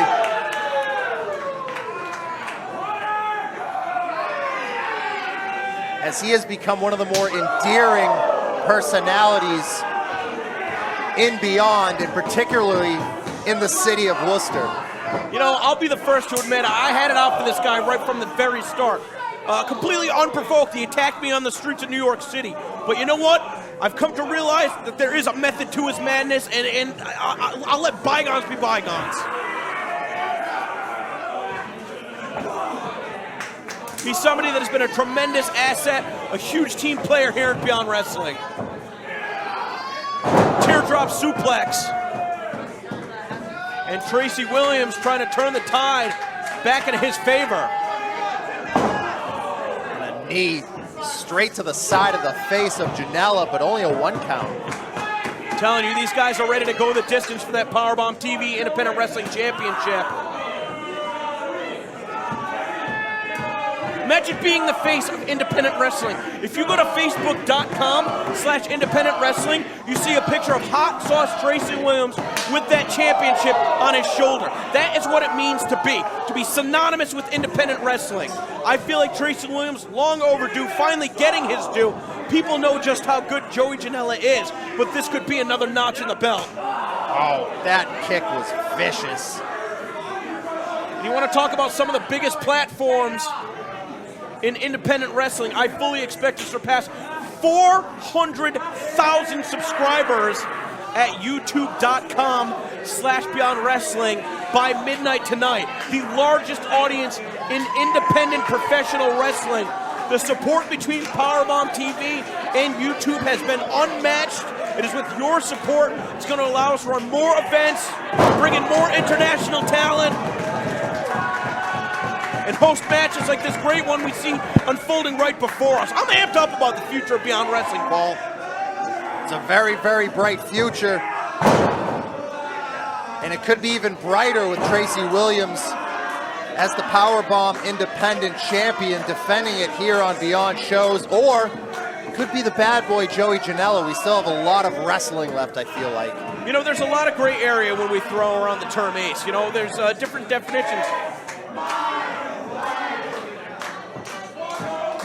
But I think that if you're both considered to be the ace of Beyond Wrestling and to hold that Powerbomb Independent Championship, there's going to be no questions about it whatsoever. Joey Janela, the very best that we have here. Versus the Irish Whip, runs into an elbow. Oh! That was nasty. That was bad. That changed the entire complexion of this bout. Hot Sauce going neck first into that lower turnbuckle. And now Janela sees an opening with that running knee. Penelope Ford cheering on Joey Janela. Has not been a physical factor in this matchup as we see the Falcon Arrow quick to get into the pin, able to hook both legs. New jaw. So close. Tracy in trouble right there. This crowd becoming unglued, rallying behind Joey Janela. Fully invested, the best crowd in pro wrestling here at Beyond Wrestling. Nothing like seeing a show live here at Electric Haze. You gotta check us out May 26th, East Greenwich Farnham Memorial Armory. We've got Walter and Timothy Thatcher versus EYFBO. We heard win, lose, or draw here tonight. The free Powerbomb pre-game the following day here at Electric Haze before Women's Wrestling Revolution. We're gonna see Walter versus Joey Janela for the first time ever. Those are two events that are gonna be guaranteed sellouts. You gotta get on the tickets this week, BeyondWrestlingOnline.com. Footage to come at Powerbomb TV.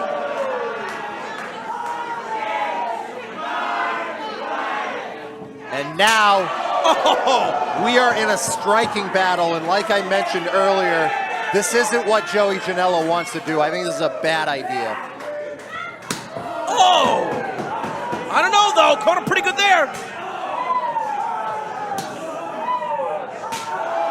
They're going back and both forth. of these guys getting stronger and stronger. Oh! You can hear the skin just being peeled off the chest. A true test of will here as they go back and forth with the chops.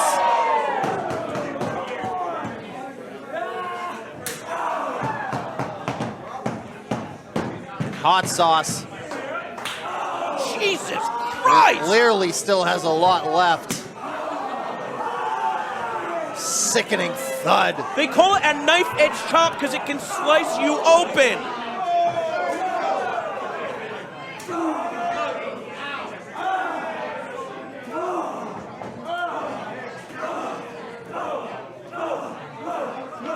And now they're going back and forth, a flurry of forearms.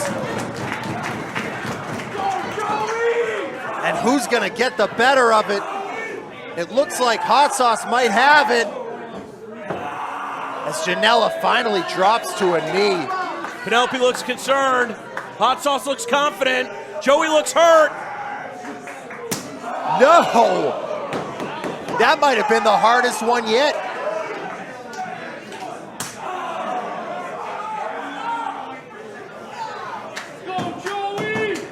Janela getting this crowd to fire up even more. Oh. Double chop.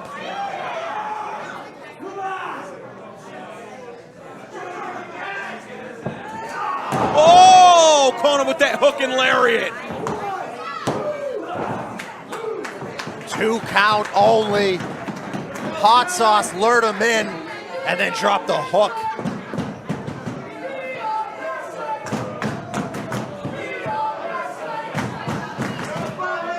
And as the adrenaline wears off, Hot Sauce checking his chest. Got that Going for that crossface applied. Unable to hook the arm. Still wrenching back on the head and the neck. Joey Janela looking to hook the inside leg to perhaps turn Hot Sauce over. Was unable to do so. Might be thinking about giving it up. Could you imagine the day that Joey Janela taps out, submits to a hold? I really can't. You'd have to kill the guy, and even then I'd fully expect for his arm to stay up if the referee lifted it off the mat. Janela shoves him off. Hot Sauce is going to be careful on that side of the ring. Getting drop kicked. It looks like he caught his hand in the steel cable, trying to hold on so he wouldn't be shoved into that brick wall.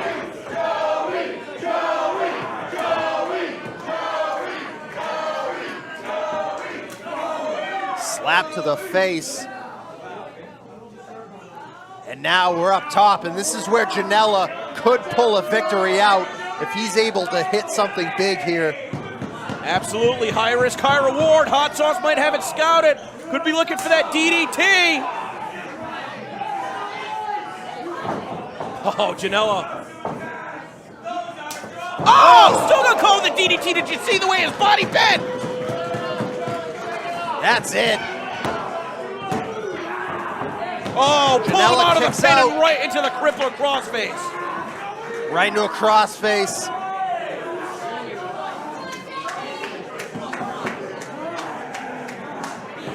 He's got it wrenched in. Is Joey gonna be able to hold on? Shrugged him off. Shrugged him off again. Hot Sauce right by the brick wall. That time a spinning back fist.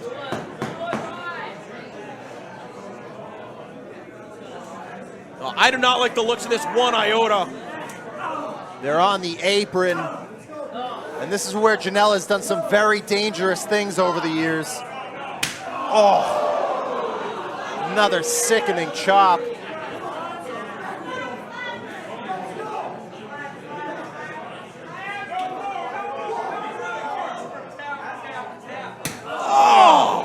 Yet again. You can physically, we were about 30 feet away. You can physically feel it. Blocked.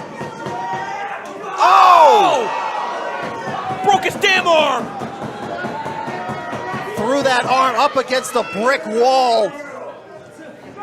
And now maybe a draping DDT coming. Oh. Divorce court. I don't think he's going to be able to get the shoulder off the mat. Somehow, Hot Sauce able to kick out.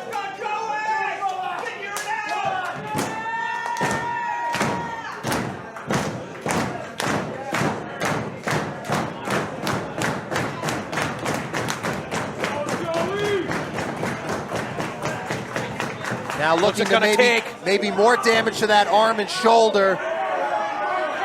Well, Joey Janela, not really known as a submission specialist. However, he did defeat Matt Riddle, ending his undefeated streak at American Rana.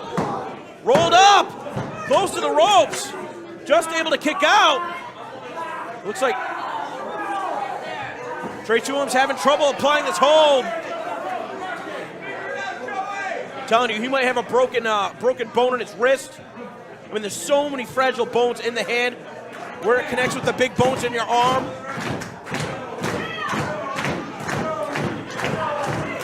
Oh, just out of instinct trying to defend his chest. Looks like his right arm got caught in the line of fire again.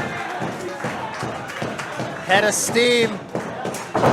Running drop kick.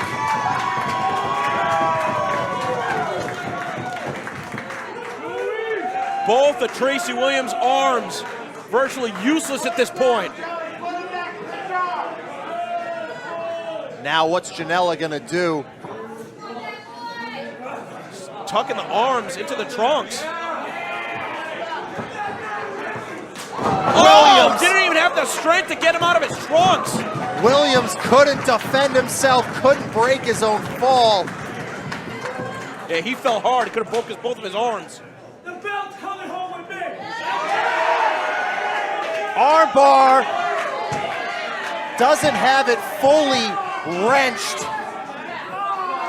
As Hot Sauce not even able to use his arm to push off the mat. to try to get closer to the ropes. He's able to roll out. This is unbelievable. The fight in these two competitors, the fact that they're both standing this late into the match. Goes for the German, but no. Just toughing through the pain. Goes for the arm bar, but he can't cinch it in. He can't even use his arms. He's using his legs, and your legs are stronger than your arms. It's tough for you to get a good grip, but he's applying a lot of pressure right now. Janela could be forced to give it up. Janela's still in a rough spot. Thinking about giving it up.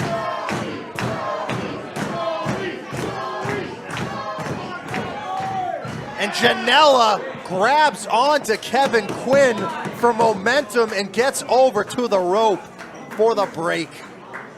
Unbelievable.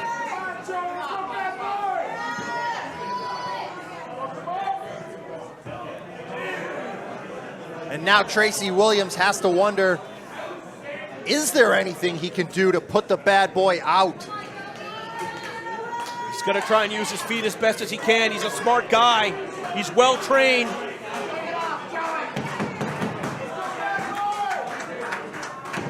Can't really get a good grasp with his hands. And Janela shrugging it off. Another shot to the chest.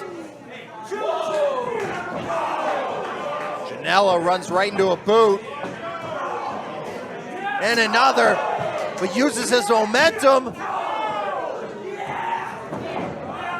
Oh, inside out, right on the top of his head. And if Hot Sauce still had anything left, I think he could have had a 3 count.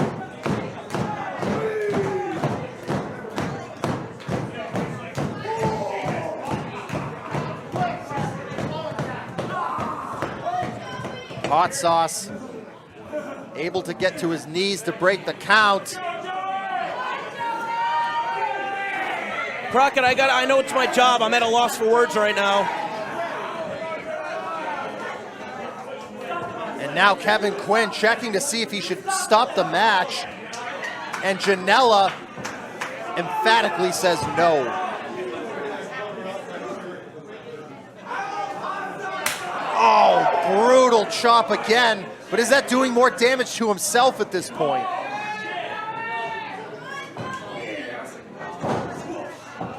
Brainbuster, no. Shrugged him off.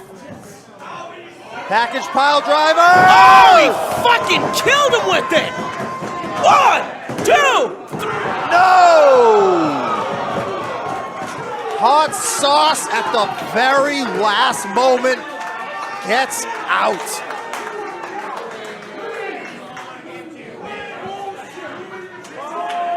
Tracy Williams was somehow able to get the shoulder up at the very last moment. It was close.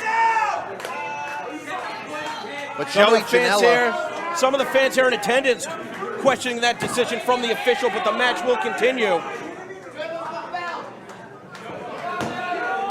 And Janela on wobbly legs, looking for something else to put the champion away.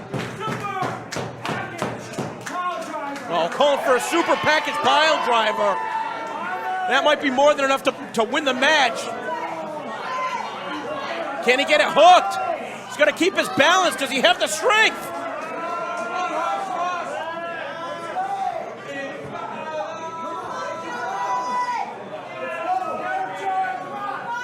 Williams holding on for dear life. Another chop. Just how much pain Tracy Williams must be experiencing, but he's got to do something to fight back. Oh no.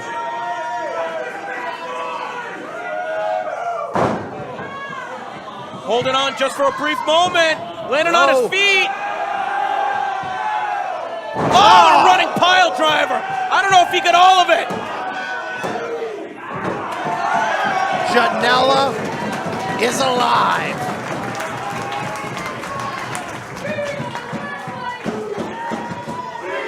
That running pile driver got him at a weird angle, so maybe that was just enough to save Janela. I don't know if Janela realized how close he was to the ropes either, but Hot Sauce having words with the official. Maybe he won't be able to continue. I think at that point he would have to forfeit the match, though. Forfeit the title, don't you think? Absolutely, if he can't defend himself properly. And what's going on with Joey Janela?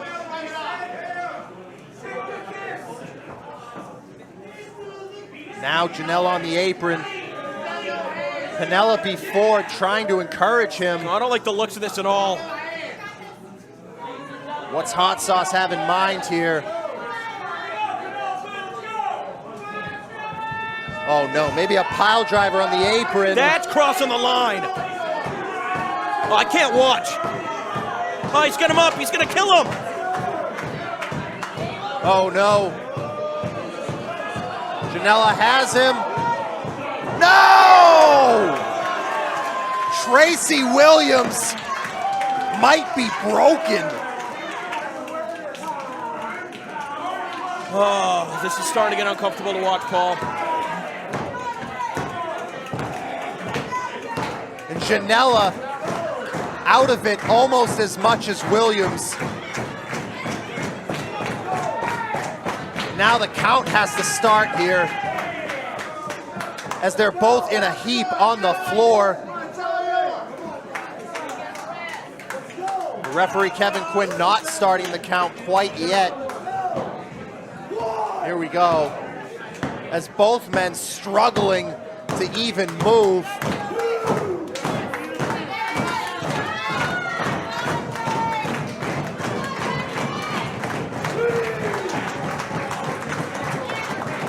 Crowd rallying behind both men at this point because this has been such an incredible display of will and fight. We're at a 5 count. And neither man stirring even at this point. We're up to 7.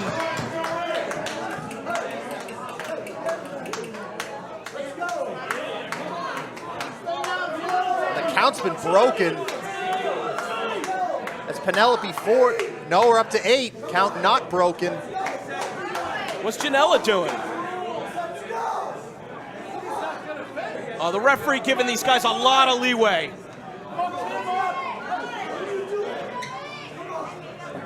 As they're able to get back in the ring, that was an odd occurrence, but nonetheless, I think it's better that this match continues. Kevin Quinn wants to see what we all want to see. He nails it. New champion. 1, 2, 3. No!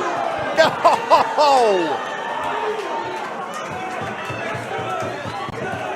And now Janela calling for the end, going up top. Misses with the double stomp. Super kick to the arm and then to the chin. Here we go. Hey, what is this? Who the fuck is that? What is that? Are you kidding me? Who is that? Oh, fuck you! David Starr. I thought he wasn't welcome back at the. I thought he was fired.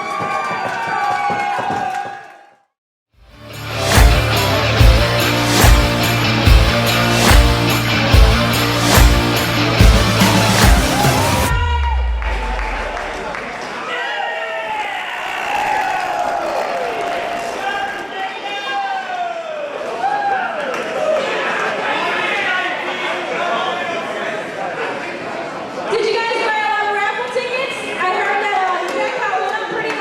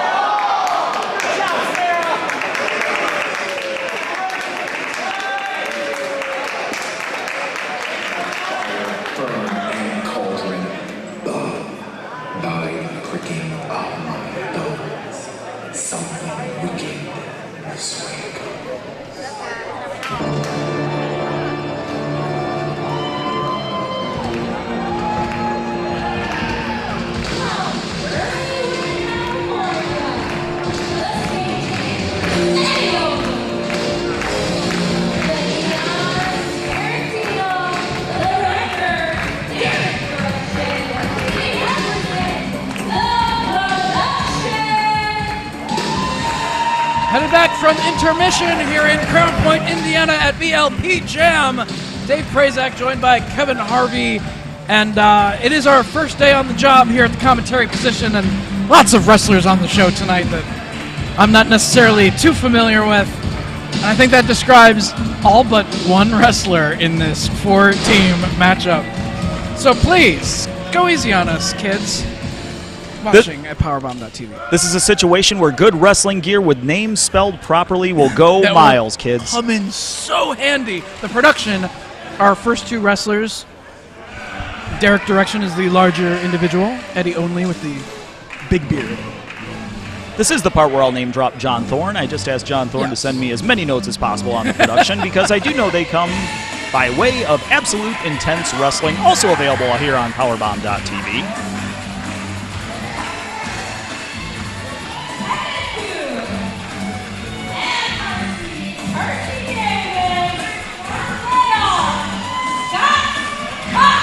Scott's Tots, Percy Davis, and Kevin Q. Kevin Q, thankfully those lower third graphics on point here from the breakneck pace of the crew at powerbomb.tv. Not to be confused with Karen Q. Is it Q or Q? Unfortunately, the lower thirds do not pronounce It's probably pronounced Q, I believe. And I know most people are probably out there saying, hey, idiots, just listen to the ring announcer.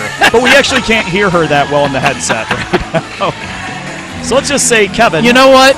Usually the action, it speaks for itself. That it does. That happened frequently on many ROH shows back in the day. When we didn't do commentary on the main event, the action, it speaks for itself. Let's get a good seat. And me and Lenny Leonard would run to the other side of the room. In fear.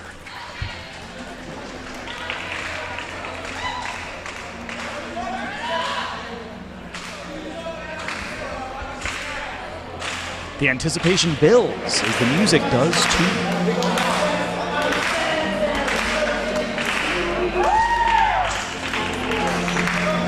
Okay, whoever these guys are, plus 5,000 points for Pat Benatar. Too tall.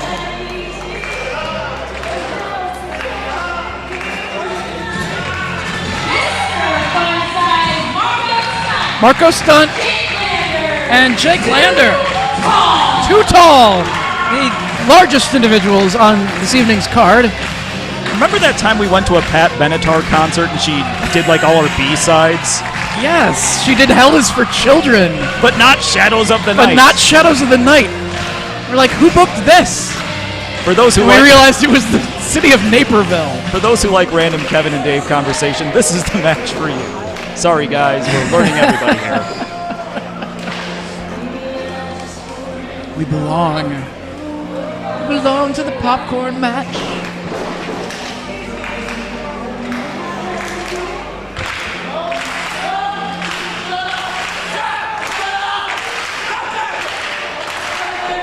She was right about to hit the chorus too, and then the sound guy just.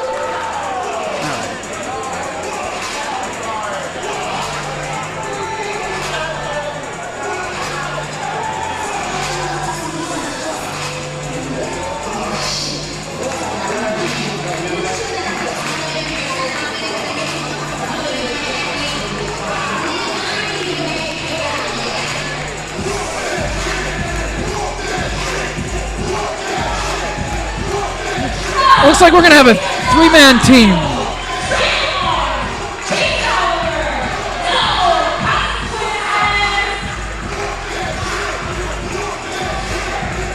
Referee Brandon Toll, much more familiar with a lot of these guys than Kevin and I, so perhaps we'll have a 3-man booth for this particular match. We've been trying to keep track of exactly who everybody is as they've been introduced.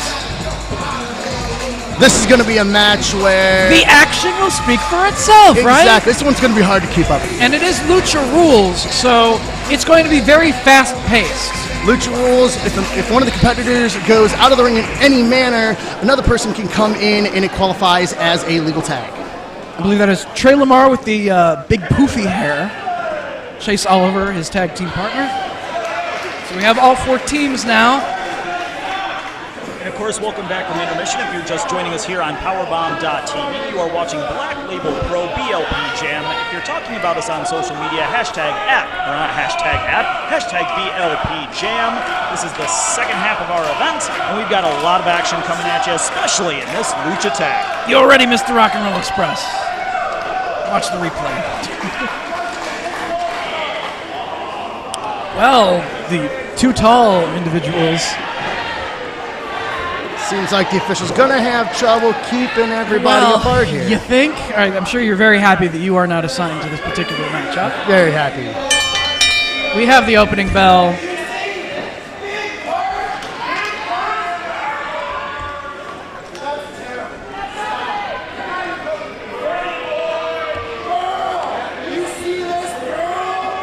Percy Davis and Derek Direction to start things out for their 2 teams here. First fall will determine the winner. No tags necessary. As soon as somebody's knocked to the floor, another competitor may enter. And biting the ear, it looks like. The action, it speaks for itself. Big shoulder tackle. And there's your example of the Lucha rules. We have another competitor in. Eddy.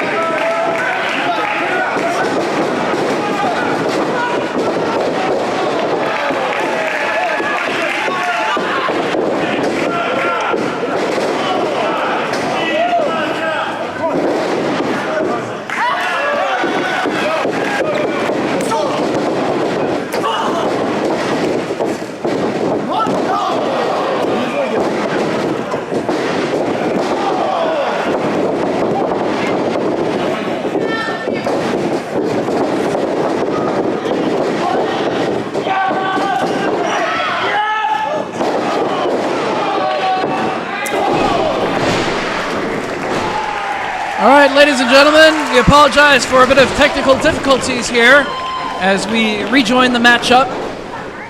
The production now, double teamwork inside the ring on one of the 2 tall kids, or actually 2 short.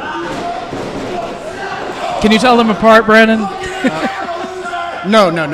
Apparently not. Production in control, though. Double team Russian leg sweep right there. Cover. Kick out at 2.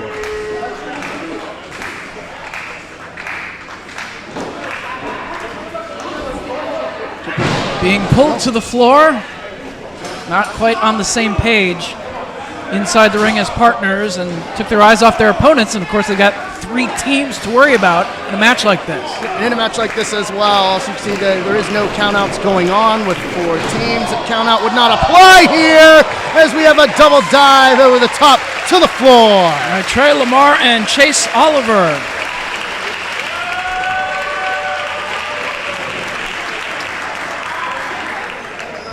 Oliver and LaMar still controlling the outside as we are still trying to get 2 combatants in the ring at this time as the match continues here.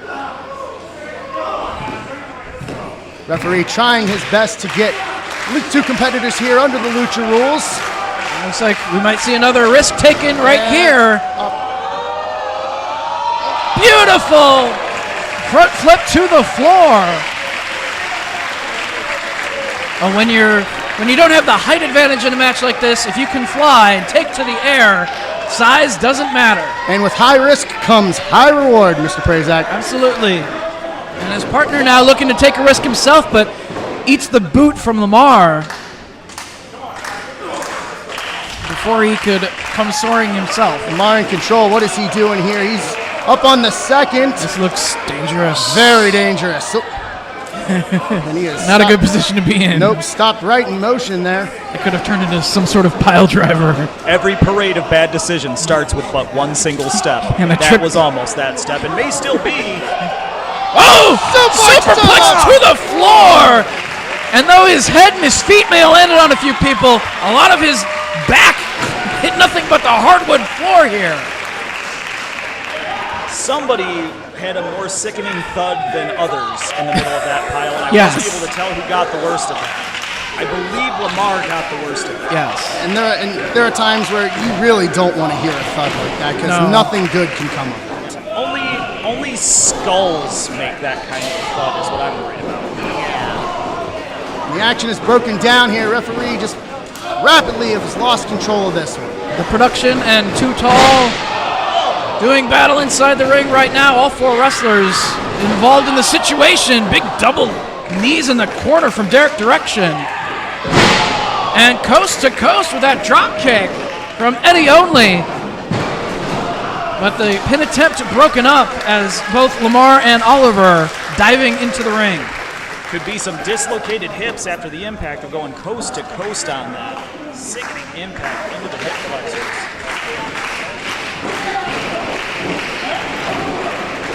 LaMar and Oliver at the production here in the super kick. And stereo move by LaMar and partner.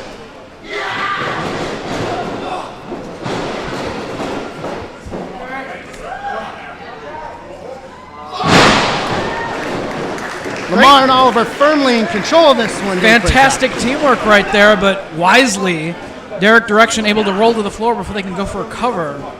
We've got men out, we've got men in, and as the case in most Lucha Rules matches, I have no idea who's even remotely legal here. Brandon, you're the official. How do you sort out details like that in a match like this? In matches like this, you just got to let it go, to be truthfully honest. You know, especially under Lucha Rules when it starts breaking down like this, you got to make sure that, you know, you have at least to the established cover, but in this point, you just got to let it go.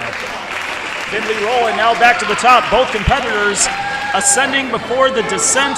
What are they thinking here? What are they scouting? Lander and Stein. Oh, stereo 450s cover. Two busted up. We'll call that a 900, two 450s. You dialed up like those 1-900 numbers back in the 90s, right? $4.99 for the first minute, 99 cents each edition. Parents, children, get your parents' permission before calling. Bryan Alvarez is not hosting a 900 number tonight. Maybe if we beg, maybe you can call Meltzer. He can give us an update. Things breaking down here into a good old-fashioned fight.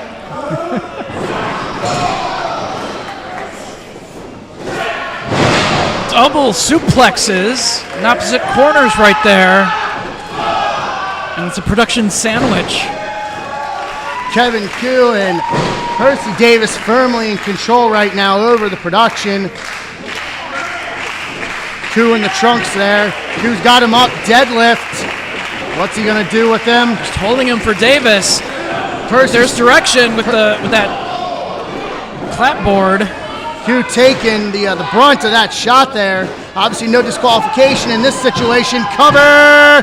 There it is! The production pull out the victory with the roll-up.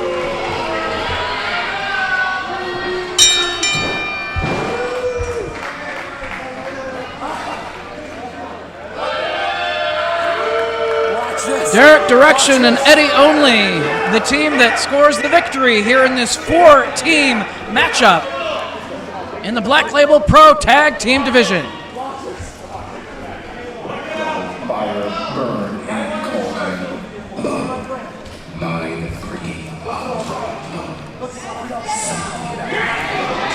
Oh, in the ring here, Kevin turning here on Percy Davis. Kevin Koo just going to town there. Well, so much for them as a tag team going forward. Oh, short pile driver by Kevin Koo. What has gotten into him? Just laying out Davis. And the production just taking it all in, all smiles after the victory here in this 4-team tag match here at Black Label Pro Jam. All right, Mr. Prazak, if you don't mind, I got a little business coming up here a little bit later on. I appreciate you, sir. Thank you for identifying everybody for us. Appreciate you too, Mr. Harvey. I will see you guys in a little bit. Yes, still a lot more to come, including Ethan Page versus Jordynne Grace for the Black Label Pro Championship in the main event.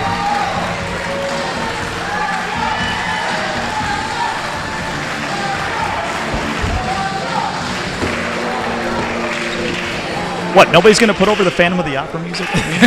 Not one person?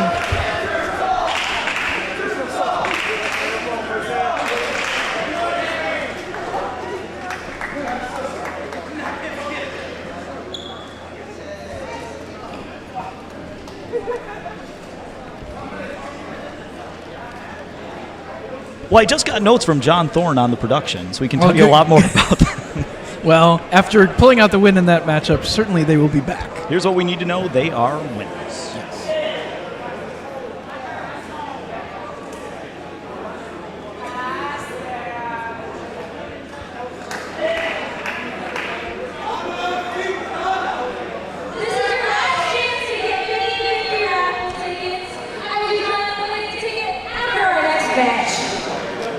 The following contest is scheduled for one fall.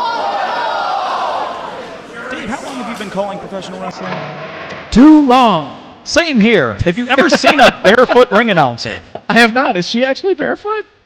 Tremendous. Lovely, lovely, as Jimmy Snuka No once said. shoes, brother. Lovely, brother, lovely. No shoes, brother. No English.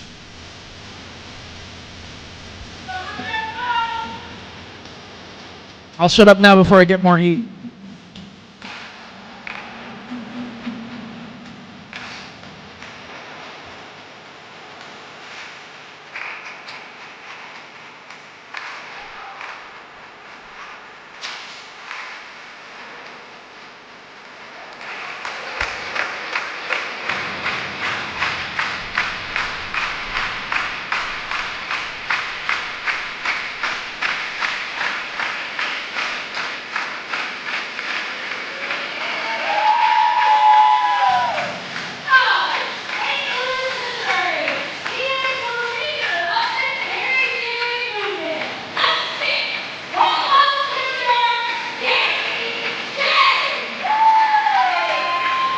Semi-final matchup of the evening, as Gary J, out of the St. Louis area, makes his way to the ring.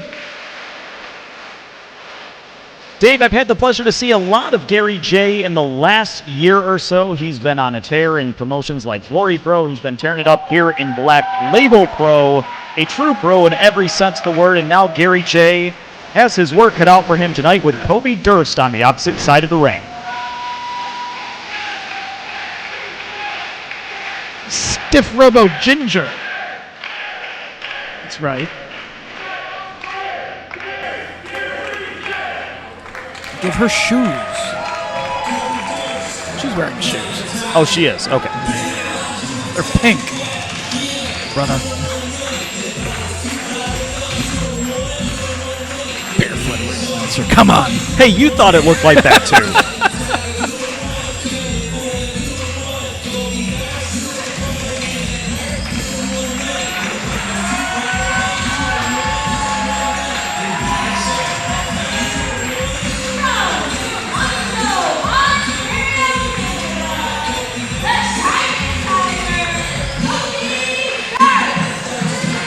Kobe Durst coming to us by way of the Great White North from Ontario, Canada. He's been a fixture here in Black Label Pro. I've seen him in some craziness in the few shows I've had the pleasure of seeing, whether that be right here in Crown Point, Indiana, or on Powerbomb.tv. Shoots a look at his opponent before making his way into the ring here.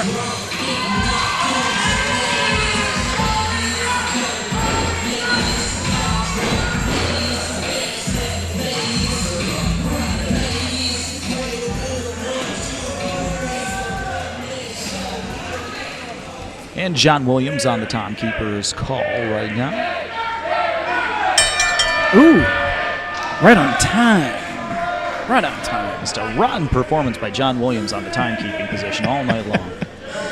But hey, he'll get you next time, kiddo. Daddy gigs a lot. Collar and elbow tie out here to start things out. Gary J and Kobe Durst. And seemingly a fairly even matchup here. Bit of a height advantage for Gary J. Could be wrong here. I want to say the experience advantage goes a bit to Gary J. Yes, he's been around for several years. Been running those roads. He really for a long has. time. He's the kind of guy you will see in Indiana today and then like Florida tomorrow and does crazy road trips. He's the kind of guy, the spirit of the independent wrestler. He's got to be a good 10 years in. I would think so. Yeah.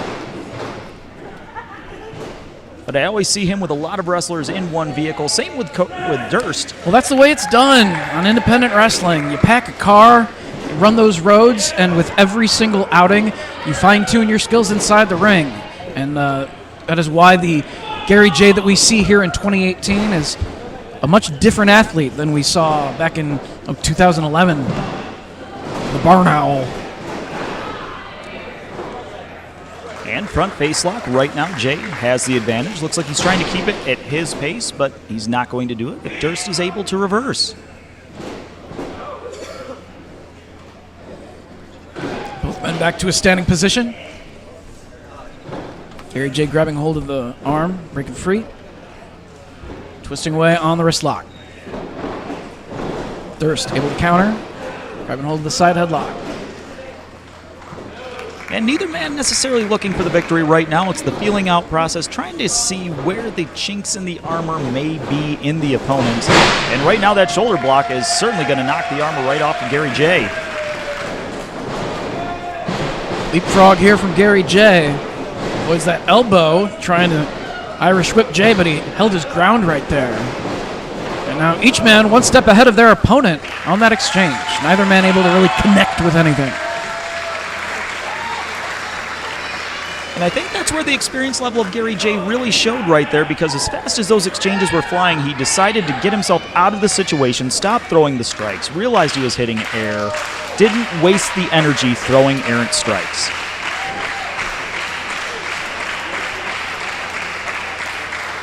Show of sportsmanship, no reason to not believe this at the moment. I believe Durst has made it known that he does not intend to lose ever again here in Black Label Pro. Starting here this evening, so he needs to put the pressure on himself to back up those words during the course of this one. And a huge shot right there from Gary J, sending Durst over the top and all the way to the floor. And it looks like Gary J is going to take a risk. Sliding to the floor, but back inside comes Durst. Baseball slide, and that sends Gary J into the steel barricade. No one is safe in a baseball slide in professional wrestling. Not at all. Gary J back inside. Chop sends Durst back down to the floor. Light him up, baby. Gonna try it again. And able to connect with the forearm shot as Gary J went for that dive right there. Cut him off in midair. And there was a lot more impact than just the physical blow by Durst. Jay turned inside out, and he may have even hit his head a bit on that landing. Yeah. World of pain right now as Durst is putting the boots to him. Pulling him back up now, and into the corner they go. Hard chop right across the chest. Durst whips him into the corner, chest first, and he just tumbles down to the canvas after colliding with the turnbuckles. And now this is where that feeling out process starts to go to its next level. Looks like Durst may be focusing center mass on Gary J. Those clubbing blows to the chest, sending him chest first into the buckle. A very wise move because that just drives the air out of the lungs, can injure ribs. It does a lot of damage when you focus on that central area of your opponent. Coming down across the back of Gary J. That's a suplex. Right into a cover he goes. Went to hook the leg, but only got about a 1 count. You have to wear the man down a lot more than that before scoring a victory.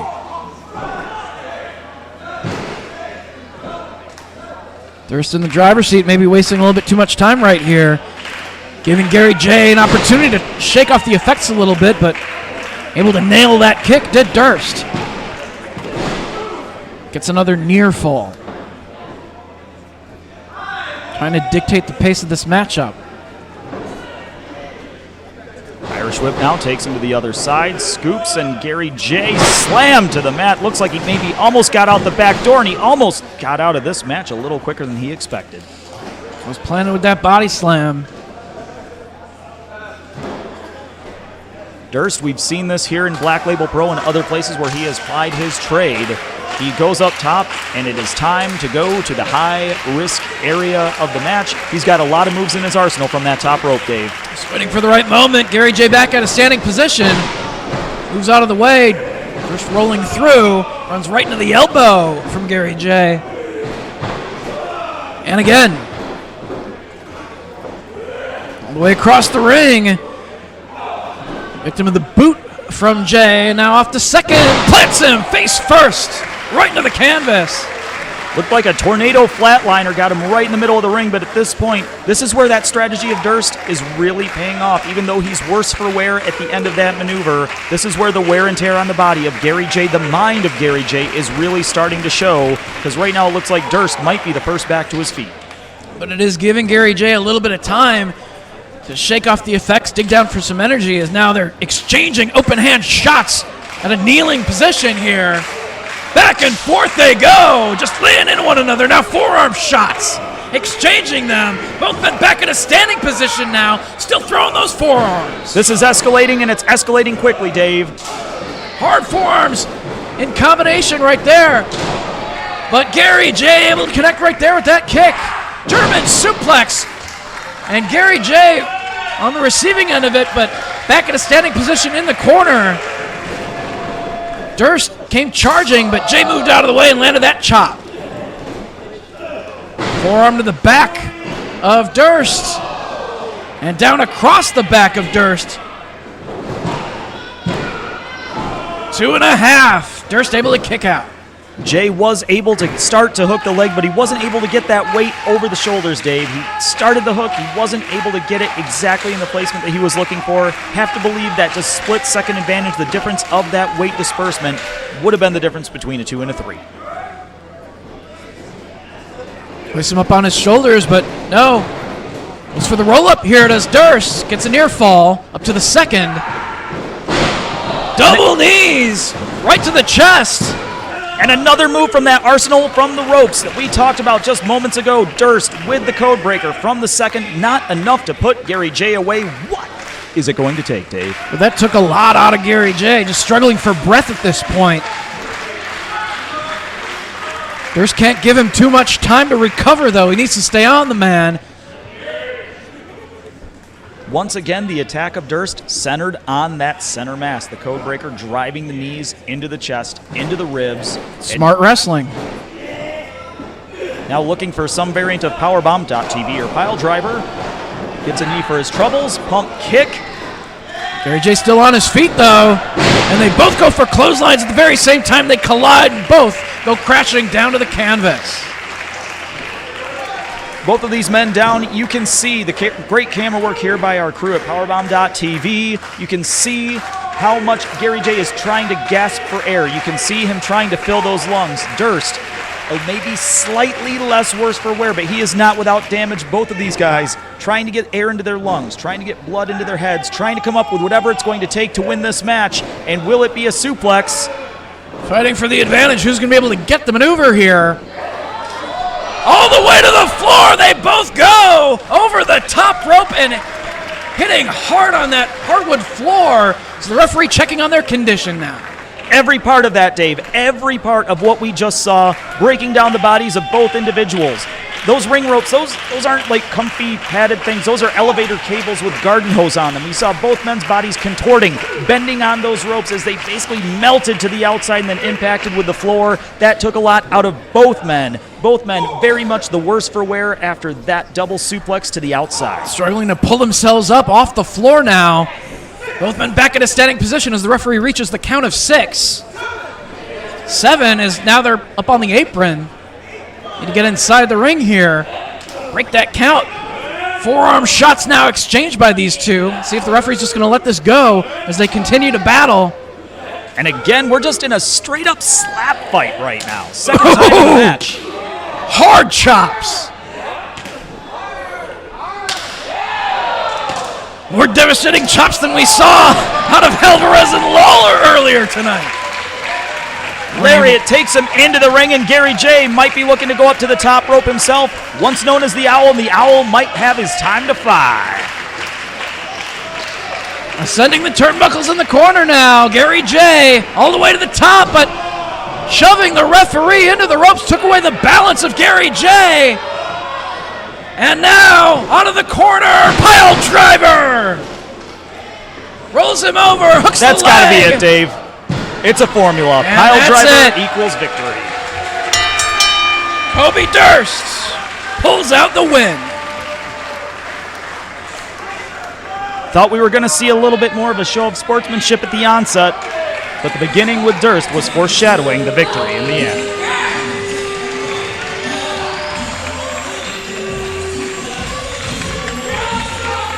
A hard-fought contest by both athletes. But Durst backing up his words, scoring a win here at BLP Jam.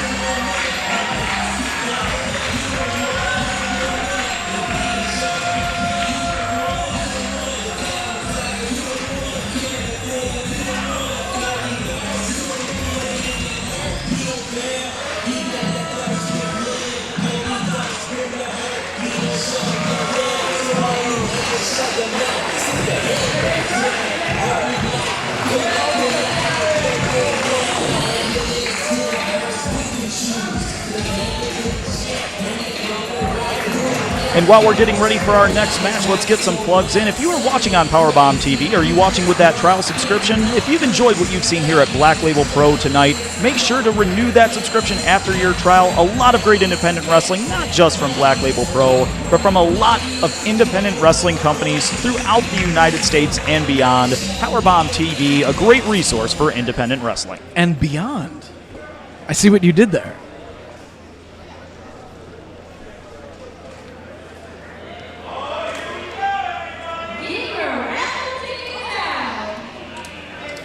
Get your raffle tickets out at home, ladies and gentlemen. Perhaps you won. Next time, a winner could be you. The winner is you because you chose to watch this evening's event. Ooh, that's a good old Nintendo reference. A winner is you. It is BLPG.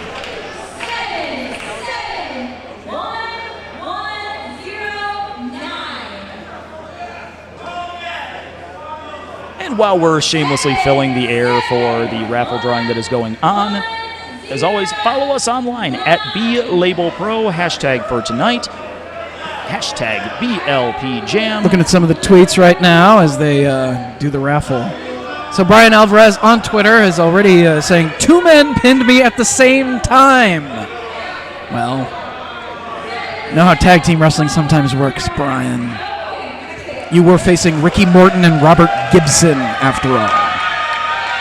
No slouches in either one of those guys. And how about that amazing locker room speech from Ricky Morton? Let's go behind the curtain. I'm not exaggerating in any way, shape, or form. Yes, really fired up everyone on the roster to contribute. It's a team effort for independent wrestling. Encouraged everyone to help set up, help break down. Trying to give good advice to the current generation of independent wrestlers. To make the right impression on every promoter that they compete for. And of course, giving back to the industry is Ricky Morton himself, operating his own wrestling school. And I think we're about ready to get underway with our main event of the evening here at BLP Jam.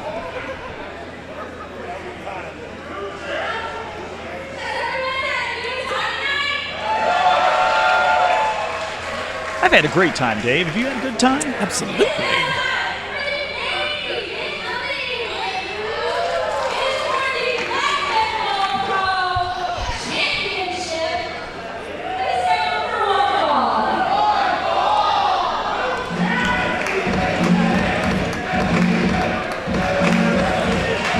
It is time for the main event of the evening. Championship on the line in a very unique combination of individuals in this matchup. Black Label Pro, one of the companies that is not shy to put man versus woman when the time is right. They are all athletes, after all, regardless of gender. And we will see intergender championship matchup here in the main event for the Black Label Pro Championship. And we will see that guy getting stepped on by Ethan Page. All Ego most certainly using another human being in lieu of steps to enter the ring. As Prince Nana once said, why don't you get on all fours and let him step on you to get in the ring? He said that to Angel Williams. We're showing our age, David. We're showing our age. Jade Chung a couple of times. More than a couple of times with Jade Chung. Embassy forever. And speaking about equality in wrestling, where men and women can hook it up inside the ring in an intergender match, here she comes. She is not just a competitor here. She is the Black Label Pro Champion. She is Jordynne Grace, and this is her yard, Dave. Jordynne Grace defeated filthy Tom Lawlor to become the Black Label Pro Champion. And now to take on one of the toughest customers you will find on any event across the independent scene in All Ego, Ethan Page.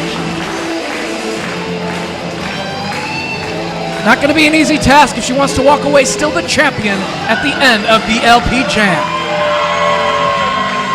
Dave, you and I have been part of pro wrestling for between us about 40 years, and we've watched it much longer than that.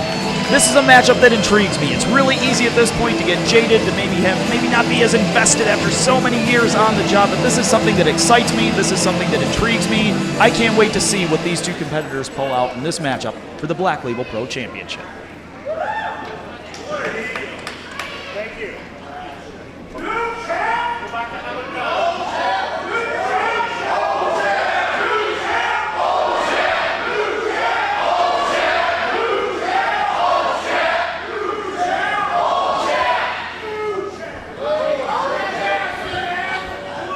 Introducing first, the challenger to my left, from Hamilton, Ontario, Canada, weighing at 256 pounds, he is the former three-time AIW Absolute Champion, the former Alpha One Male Champion, former Evolve Tag Team Champion,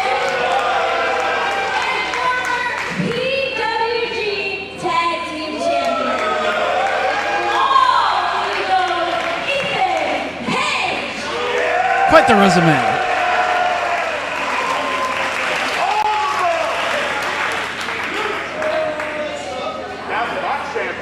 Okay, that's enough.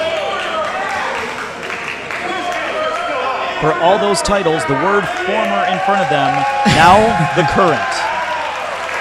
The title that matters here is around the waist of our next To competitor. my right, weighing at 160 pounds, from Austin, Texas, her squat 240 pounds, bench press 175 pounds.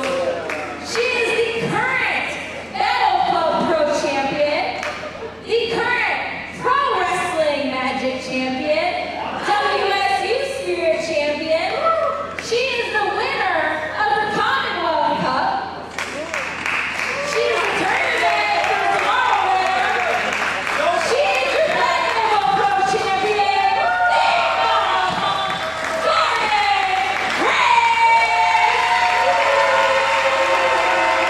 And there it is for as many titles as All Ego Ethan Page has. Take nothing away from his career. Take nothing away from his accomplishments. Jordynne Grace currently all of those championships referenced, but the one we will be speaking to tonight, the one on the line tonight, the reason we are all here, main event time, All Ego Ethan Page challenging Jordynne Grace for the Black Label Pro Championship. Referee Brandon Toll overseeing the action, and we are almost off to the races, Dave.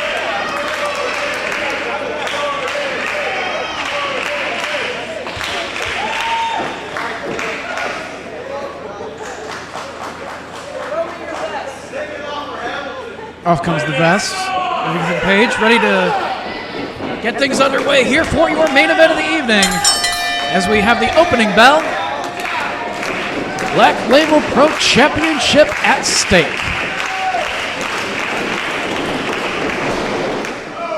Show of strength by Ethan Page, but as we heard earlier from our ring announcer, Jordynne Grace is short on nothing in the strength department. We heard her stats, and I'm not above saying she's well north of me right now on all of those categories. And a lot of the men in the locker room as well.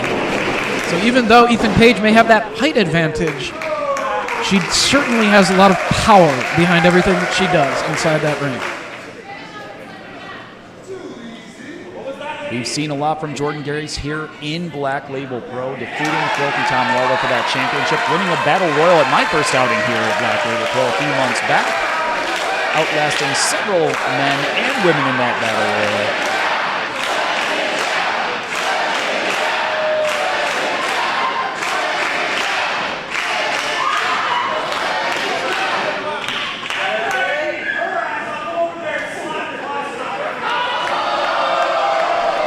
You got to worry about your opponent inside the ring. Don't be talking trash to the fans in attendance here tonight. You can't take Jordynne Grace lightly whatsoever. I know that Ethan Page, he's in the past displayed some, kind of chauvinistic tendencies when he has to face a female opponent. But he has to realize there's a reason that she is the champion. Ethan Page, very cerebral. He knows what he's doing in that ring, including the mental game, including the verbiage, including everything that he is using. He's got a lot of tools in his toolbox. He knows where to use them. We heard the tale of the tape, we heard the tale of the titles, and we heard the tale of the thud of Jordynne Grace being sent down to the mat. And you see that she was attempting to elevate Ethan Page for the body slam, didn't have enough leverage on that attempt to take him off his feet. Question is that she's able to wear him down a little bit more, and he can't really fight it off. Will she be able to pick him up and do exactly what Ethan Page is doing to Jordynne Grace right now as he plants her with another body slam? And again, focusing on don't worry about the crowd. You need to focus on the Black Label Pro Champion inside the ring. All this body weight down across her back. She's got an injured back. Not going to be able to easily do anything that involves that power and that strength. She has a bad back.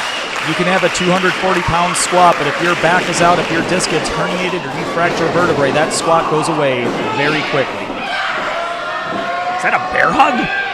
Either that or perhaps she was thinking about going for a belly-to-belly suplex, but the bear hug is very effective. You can see an expression of pain on the face of Ethan Page, but separating the hands of Jordynne Grace, freeing himself from the bear hug and burying that knee into the midsection. It's the elbow up, right? That connected right with the face of Ethan Page, as did that boot. Shoulder tackle, he's staying on his feet though. Trying to get enough momentum to take Ethan Page off his feet here. Swats away the clothesline attempt, trying to pick him up for the body slam. But again, can't quite pick him up off his feet. This is where that attack, that focus on the lower back, that's where this comes into play. Just like we said moments ago, if your lower back is gone, that is a primary core. There's so much primary core musculature there in the lower back, but so many of your primary lifts and your compound lifts, they're taken away. That back is gone, so is a good portion of Jordynne Grace's strength. And now into the upper back and mid back. Repeated knee strikes to that back.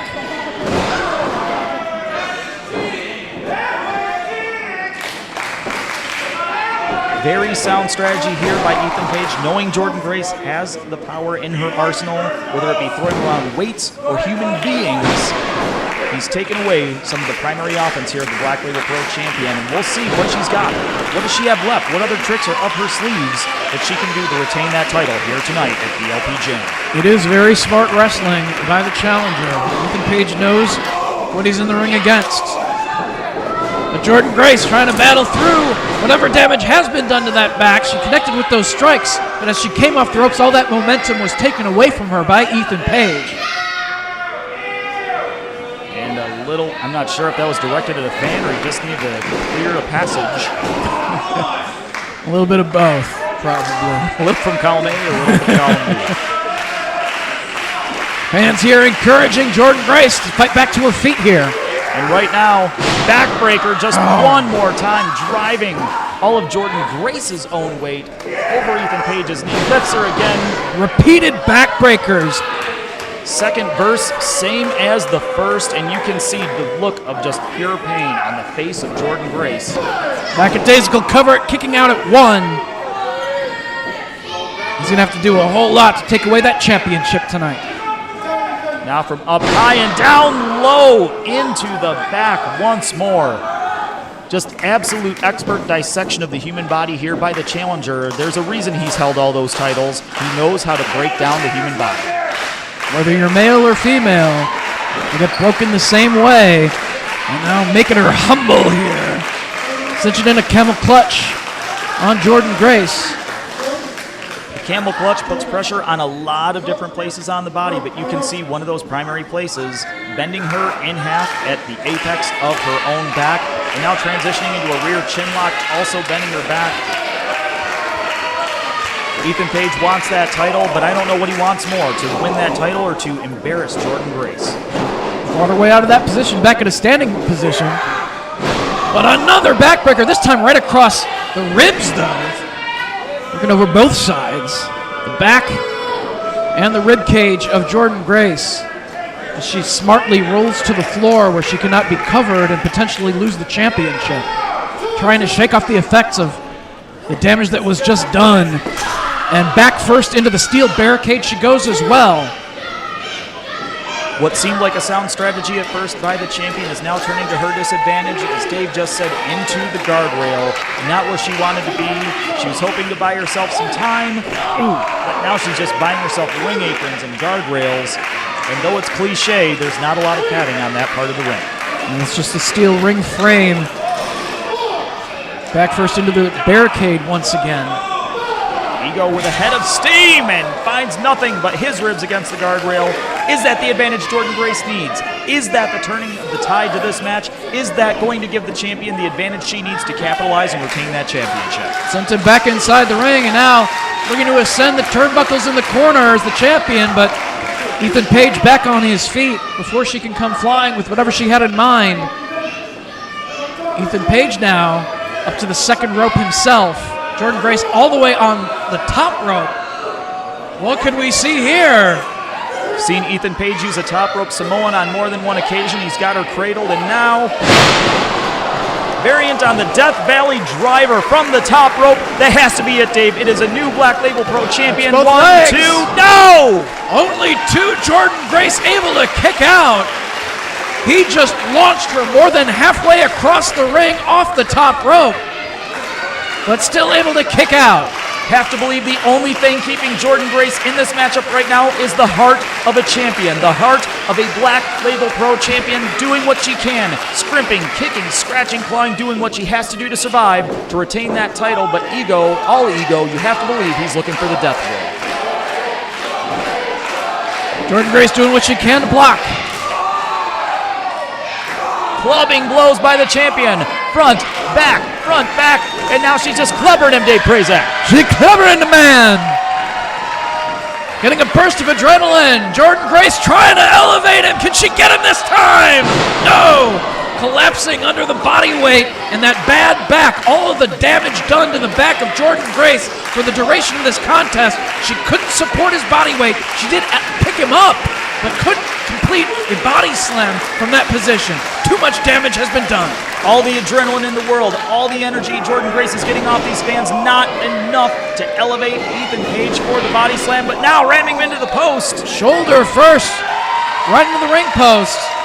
Is Jordynne Grace finding another way? Her strength game may have been neutralized, but now she's using her speed. She's using a different plan of attack, and this is why she's a champion, Dave. She's modified her offense. She's doing what she has to take to bring that title back home with her to Austin, Texas.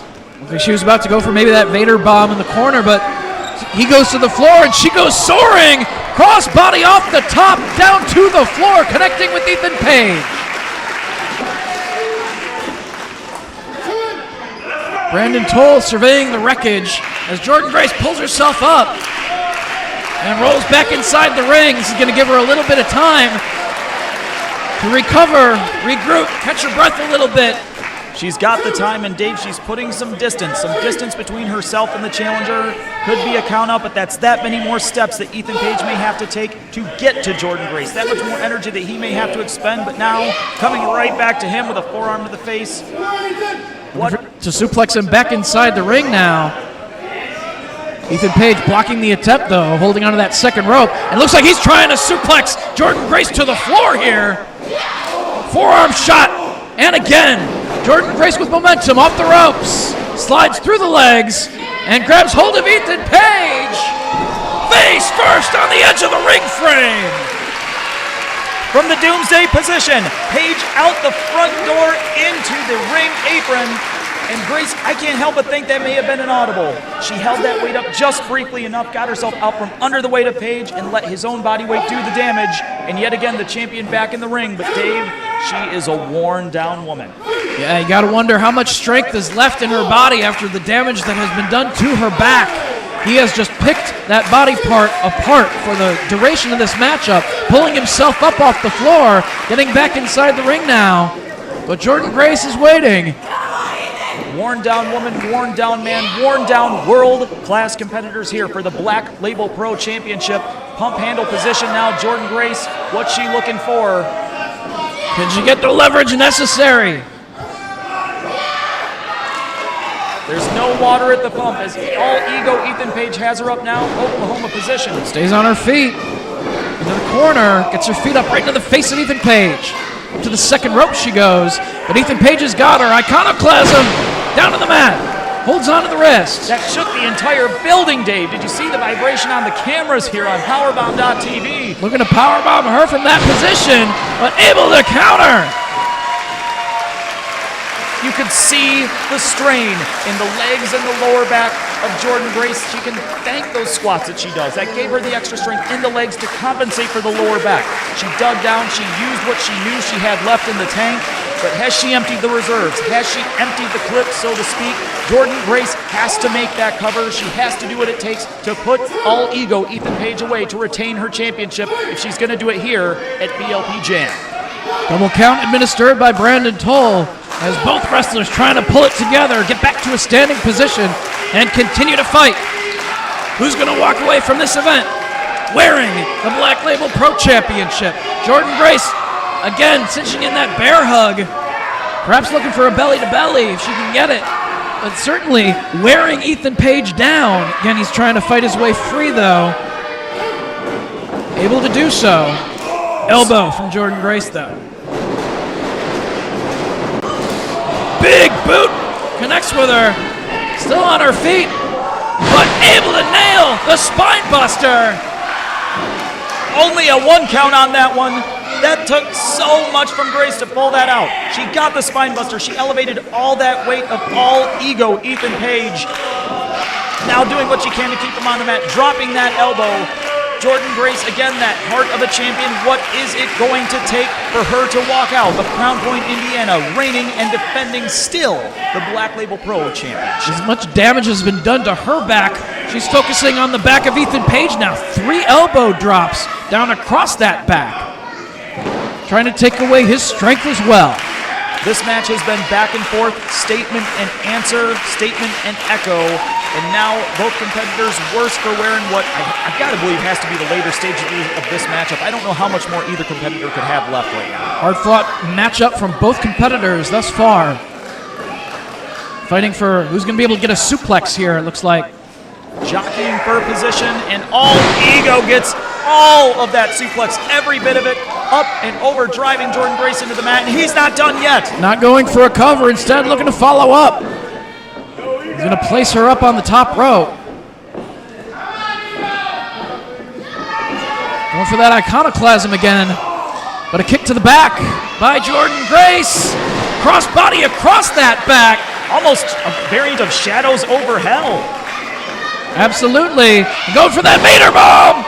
Big splash. Hooks the leg. Let's do it. So close. Unbelievable. able to dig down and get that shoulder up at 2 3/4 was Ethan Page. Maybe gonna go for it again. Maybe from the top? No, just going for another off the second, but he gets the knees up into the midsection. He's got her now, wrist clutch, has her up, and Cross what goes arm. up goes down. Somehow Jordynne Grace kicks out. What is it going to take for either of these two competitors to pull out the victory of this match? Frustration building in the face and the actions of all ego Ethan Page. You can see the sheer just wear and tear on Jordynne Grace. You can see she is fighting to get back to her feet. These two competitors giving us one hell of a fight for the Black Label Pro Championship. Ethan Page back in a standing position as the crowd here in Crown Point encourages Jordynne Grace to continue to fight here to retain her championship. All ego looks like he may have been scouting for that swinging Dwayne. Able to send him back first into the turnbuckles. And again. Big forearm shot. Elevating Ethan Page now to the top rope. Jordynne Grace up to the second herself. Looking for a superplex. If you can't suplex him from the ground, maybe elevating his position. Maybe gravity will help get that suplex she's been scouting this entire match. Another big forearm. Oh no. Going for a muscle buster, it looks like. But holding on and just shoving her down to the canvas. She's back up. Body slam off the top rope, launching Ethan Page into the center of the ring. But she walks right into that super kick. Super kick finds the mark. Jordynne Grace pounce! And that sends Ethan Page all the way out to the floor. Jordynne Grace now hits the ropes and sends him into the barricade with the dive. But he sends her back inside the ring after connecting. She's gonna go for it again, it looks like. And again, putting it all on the line to retain the championship. Right now, neither competitor seems to be getting 100% of what they're going for. Jordynne Grace using her body as a dart, launching it at all ego Ethan Page, trying to catch Jordynne Grace, trying to get her in another power move of some kind, but neither one getting 100% of what they're looking for because they've had to put so much effort into this match up to this point. Both of them want that title. Jordynne Grace has it currently. Ethan Page wants it more than anything to walk out of here with that championship. And one more time, that time Grace got all of it. And set his back right into the bottom of that steel barricade as well after the impact of that third dive to the floor. Needs to bring him back inside the ring. Pull out the win here, though. Want to see this one in a double countout. Nobody wants to see that. The lower part of that rail, a very dangerous place. It can impact your back. You can also, when your head is near that, very easy for your head to snap back, impact that rail. And we all know head impacts in wrestling. No good comes from that. Jordynne Grace back inside. Up, and that's 10. Well, Jordynne Grace able to beat the count.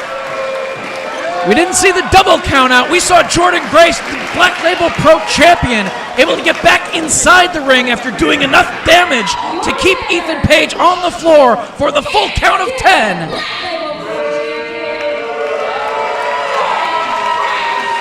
A win is a win. She fought through that battle and him picking apart her back for the duration of the matchup and did what it took to pull out the victory to get her hand raised here in the main event of BLP Jam. Jordynne Grace fired every round in the clip, and the last several rounds were her own body, jettisoning her body into that of Ethan Page. The first one didn't get all of it. The second one got even more, but the third one, she got all of it, and she is leaving this championship match every bit the Black Label Pro Champion, Jordynne Grace. Ladies and gentlemen, thank you for joining us here on Powerbomb TV. For Kevin Harvey, Brandon Toll, and everybody as part of Black Label Pro, good night, and thank you for joining us.